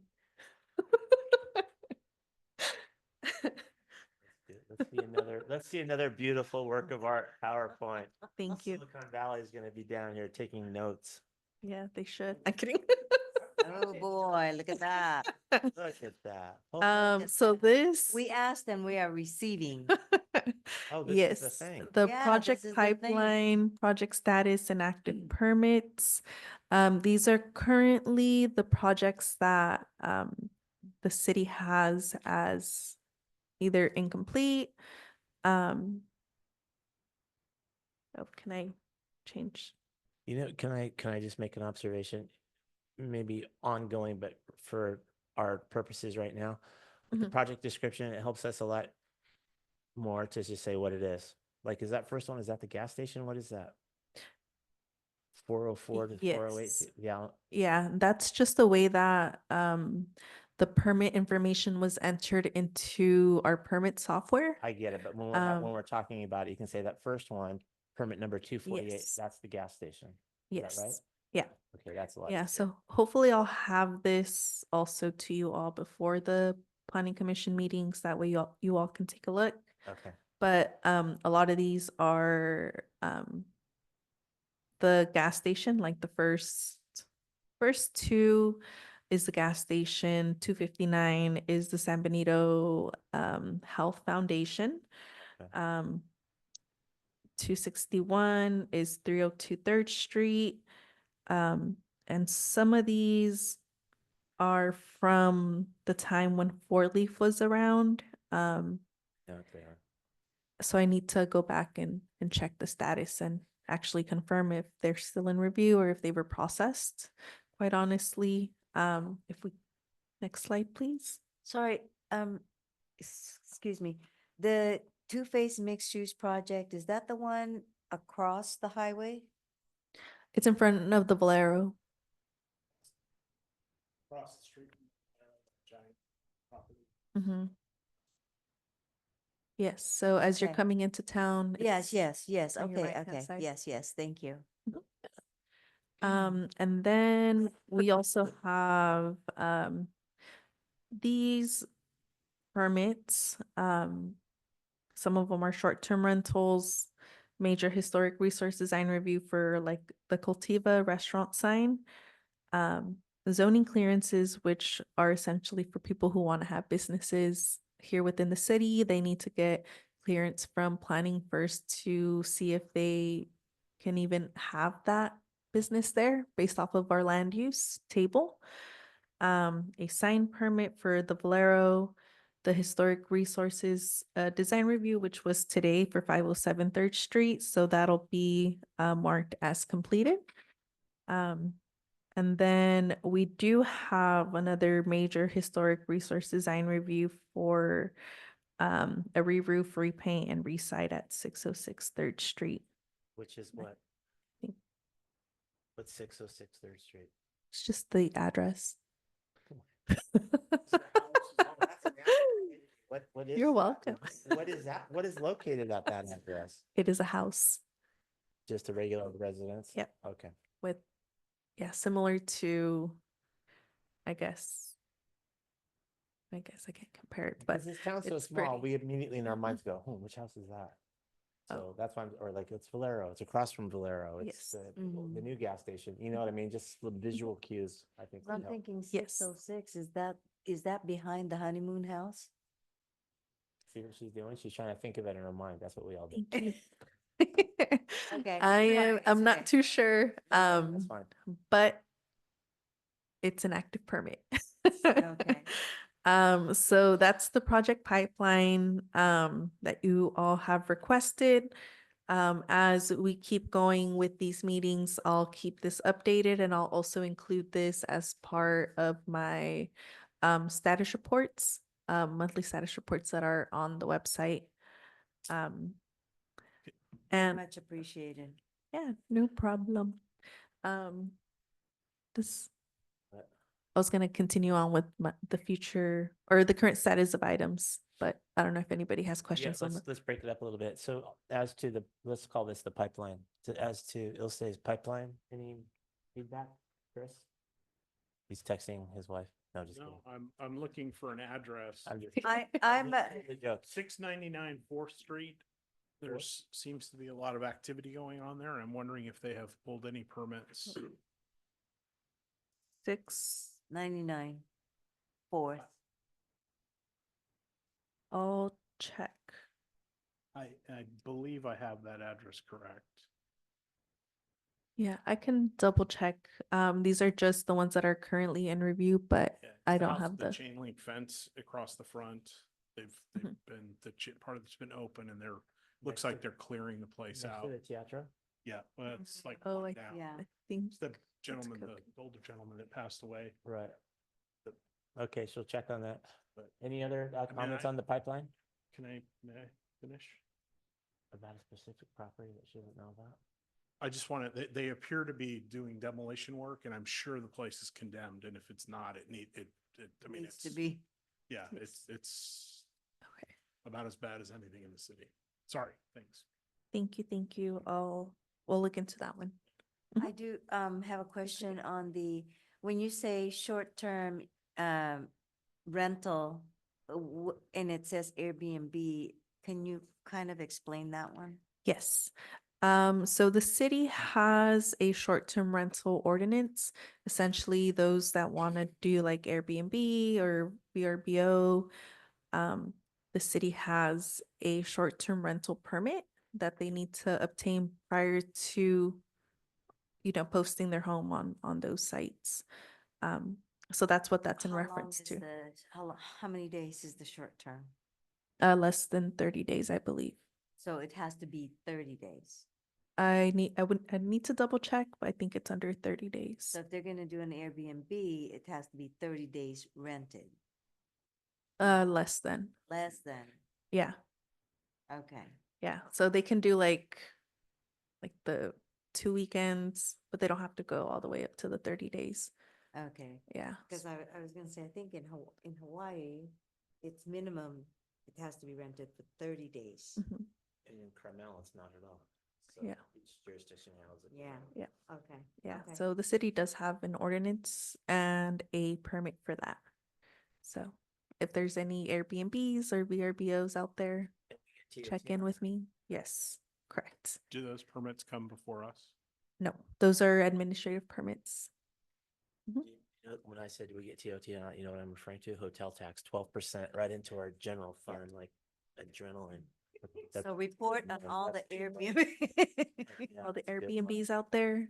Oh, come- yeah. Love Please that come to one. the front counter. I was gonna say, I think there are many Airbnbs that people don't know about, or the city does not know That's the about. whole point, keep them under the radar. Okay, any questions or comments, Eddie, about the pipeline before Ilse goes on? I think this, here's my comment. This is my favorite PowerPoint so far of all of yours. Seriously, this is awesome. Yes. So I look forward to seeing more of it. In the meantime, just personal note, can you email this to me? Tomorrow, maybe, at your convenience, and I can keep track. We can follow along at home. Okay, the next, do you have an, Not that she hasn't been anything to do. it's send, it's not like a heavy lift. What's you got something next, you were getting to, it'll say, right? Yes, circling back to the current status of projects or status of projects from 2024. It's not. Next slide, please. Oh, there we go. So here are the projects that were discussed in 2024 and the status of each. For 609 3rd Street, I need to update that status. Yes, I go based off of the building permits or planning permits, but I'll update that. The CLG annual report was submitted and completed.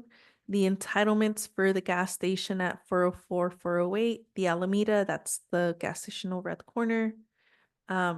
It's those permits were approved and are currently underway. And by underway, I mean, they have submitted for a building permit and they're going through the building permit process as we speak. For 411 the Alameda, that was also approved and it's currently underway.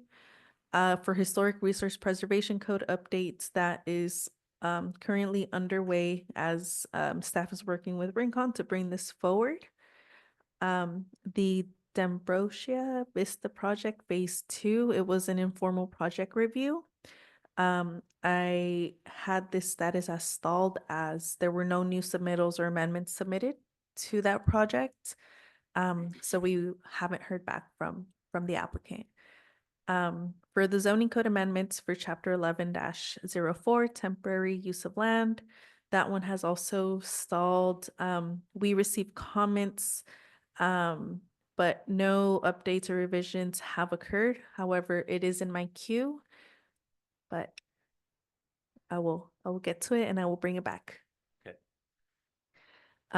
For the draft housing element and fair housing analysis, that is currently underway, and I did want to confirm or correct from the previous meeting. I think I mentioned that the housing element was in compliance. It's currently out of compliance. We did receive HCD comments back. So the consultant is addressing those comments to move towards compliance. So that's currently underway. For the sign ordinance update, that one is currently stalled. We did receive comments. However, no updates or revisions have occurred, but it is in my queue. The golf cart neighborhood electric vehicle plan, that one also stalled as city council did not want to hire a consultant to do a study for it. So that one is in the gray.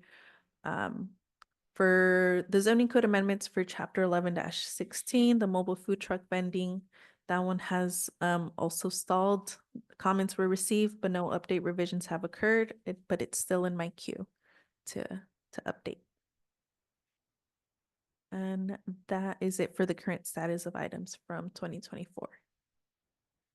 Great. Any There. hands raised on this, Liz? Okay, public comments closed. To the commission.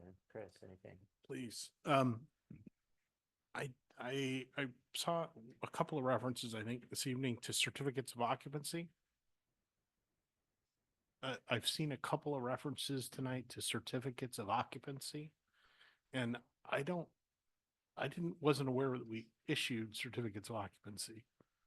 Yes. And, okay, so, okay, I need to research that one because I'm curious about that. I think there's a history here of people getting 90% of the project done and then moving in and moving on and not finishing. And us having no leverage. And so I'm really happy to hear that we have a certificate of occupancy, and I just need to learn more about that process because that's how we can hold it over someone. Yep. Yeah. The sign ordinance, is that something that's coming before us? I don't, It did. it did, okay. Nightmare. Mhm. Yeah, well, okay, that's why I was curious. Yeah. So many moving parts to that thing. Yeah, Yes. yeah, I can imagine, so, Mhm. Like a week of meetings every night. Mhm. okay, Yes, great. That one. Yeah, I think that's all, thank you. Sure. Eddie, anything on that presentation? No, other than it was lovely and thank you. Once again, rave reviews for Ilse's PowerPoints and presentation. Ida, anything? Yes, when you say in queue, and I'm not pressuring you or anything, but in queue means you're the one responsible for it? Correct. Solo? Correct. Ah, Yes. okay, okay, That's yeah. why it's in my Like I queue. said, I feel for you. I Thank do. you. I do. Okay.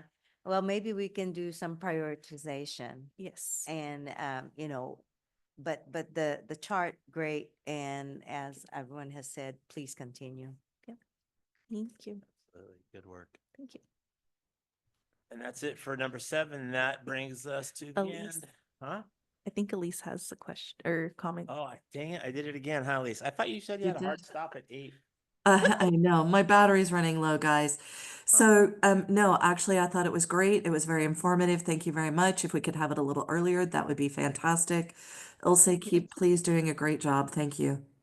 Earlier meaning Thank what? Her you.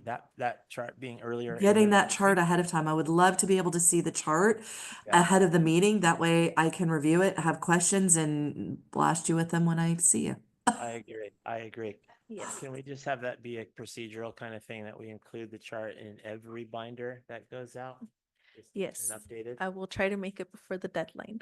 Well, that's true, but even if you Yes. can't, just email it before the Yes. meeting Of course. as far in advance as you can. Mhm.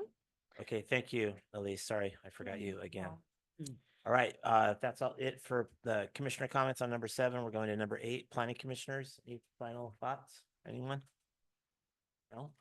I just appreciate the confidence in being able to continue with the UGBSOI committee and to put this to bed. It was a very, I'm very, very proud of the work that we've done. And it was out of that work and being able to continue sort of in that vein that got me to become a planning commissioner, to apply for the planning commission. So I really appreciate it. Want to thank everybody. And I'll say I love the PowerPoints. What'd you say? I know we joke with you, but it's because we're lucky if we get a piece of paper in this town. And so this is like, you're taking it to a whole nother level and we appreciate it. Thank you. I'll throw my comments in right after Chris is on the heels of that. I couldn't agree more. We're very, very honored to have done the work and hopefully to get across the finish line for this community. And as far as the quality for PowerPoints and so forth, the first time I saw one, I thought, is this for us? Or you're obviously going to be showing this at some kind of conference or something, right? No, that's just for you. Like, holy smokes, are we not used to such high caliber work products? So it's really exceptional. Ida? Just thanking everybody for their work. And again, feel fortunate to have both of you here. And then Liz is not mentioned very often, but you keep us in order, so thank you. And it's there, we're gonna make it. 2025, the year to thrive. There you go. That and it's a big small town. Those are her coined phrases for tonight. She's going to be selling mouse pads and mugs. Eddie, anything? No, not for me. Thank you all. All right. I love it. I don't like it. I love it. And I agree. I that's why I call her Liz Soto, clerk to the stars. Because she really is. She's awesome. You need anything? Who? Oh, Elise, that's right. Elise, I you have any- nothing to say. Thank you. My battery is dying. I gotta go. All right. Hope you feel better. Thanks for Thank joining you. us. Ilse, any comments? No, just thank you all for the support. I think you all are a great group and I think we're going to be able to accomplish a lot. So thank you all. Thank you, Ashley. Thank you, Liz, because they really do help support the movement forward. Absolutely. Yes, thank you. Jinx, buy me a cherry coke. Ashley? Great. So sorry, I have comments. I've been taking little notes on the side. Uh, um, I literally wrote Ilse, rock star. I've been calling her a rock star all week, so I just want to publicly say that she's amazing. She has single-handedly taken a lot of complex things and put them into very digestible PowerPoints and very concise, and she's amazing. And I'm like, please don't ever leave. Like, yeah, please. Not allowed. I don't know what I'd do without you. We will forbid it. I want to give a little background because this has been an incredible month for us, and some of the challenges that we're having. I have a huge staff report that I do for the council, and I just sat here and realized you guys don't get that information. So I'll make it a point to give it to Liz so that it gets incorporated into your packets, so that you'll be a month behind, unfortunately. But that's okay. At least you'll get it. Some of the conversations that we're having are things like, what's the status of Four Leaf and their contract? What's happening with M&S and engineering? And some of those things are relevant to our day-to-day administration of things. And so we're doing a huge contract review with all of our contracts, Four Leaf being one of them. One of the things we talked about at the council level is that we are over budget with our planning department. And there are many reasons for that.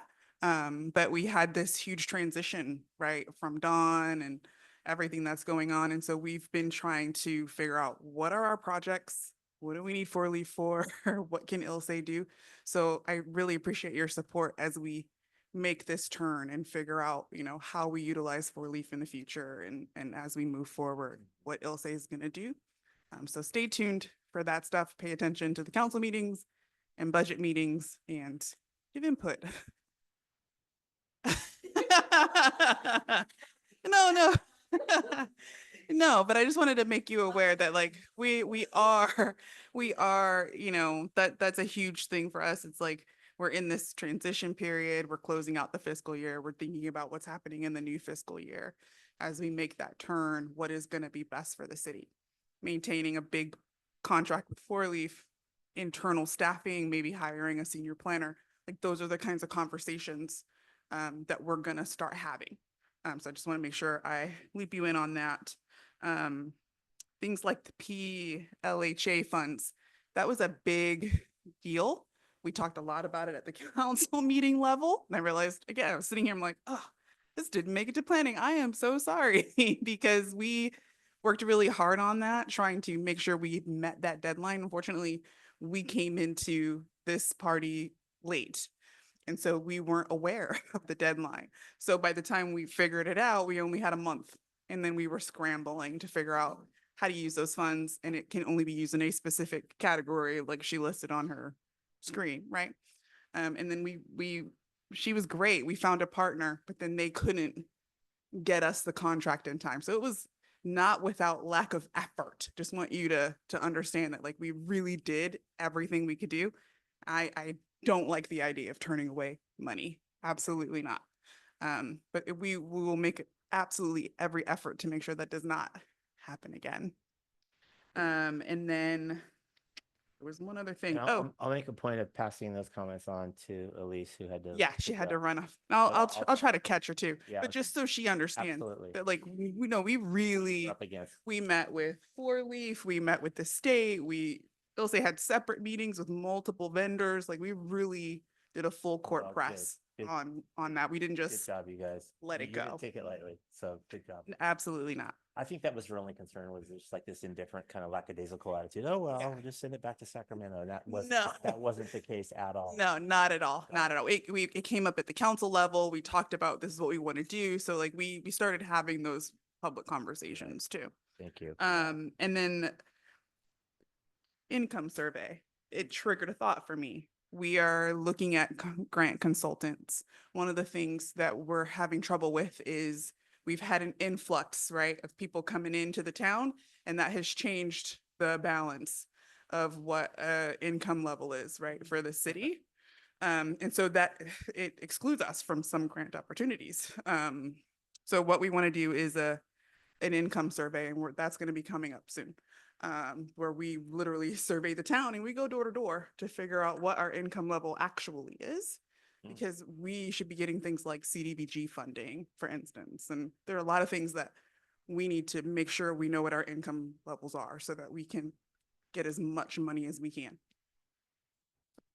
Those are my comments. Those are wonderful comments. Thank you, Ashley. City attorney comments? CP's awake. CP's Nothing tonight. Nothing tonight. Thank you. I'm right here with you the whole way. That was just a test to see if you're listening, John. You were just seeing where I was. I know. I know, that's right. And I just want to say quickly that we're kind of passing out accolades here, and rightly so in my view, to the people that work hard every day. And John Giffen is definitely one of those. I know personally he's been available to me, especially last week when we were going before the Board of Supervisors and the ins and outs of that and dealing with the chair and county council and all this other stuff. And John has just been a resource that I, for one, really appreciate. So thanks for all the hard work, John. Sure. Okay, if that's it, then is there a motion to adjourn? Move to adjourn. Second. All in favor? Aye. Aye. All opposed?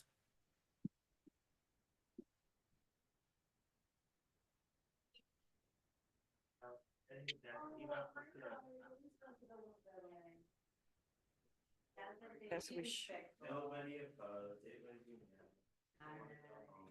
Well, y'all have a good week. Please don't breathe on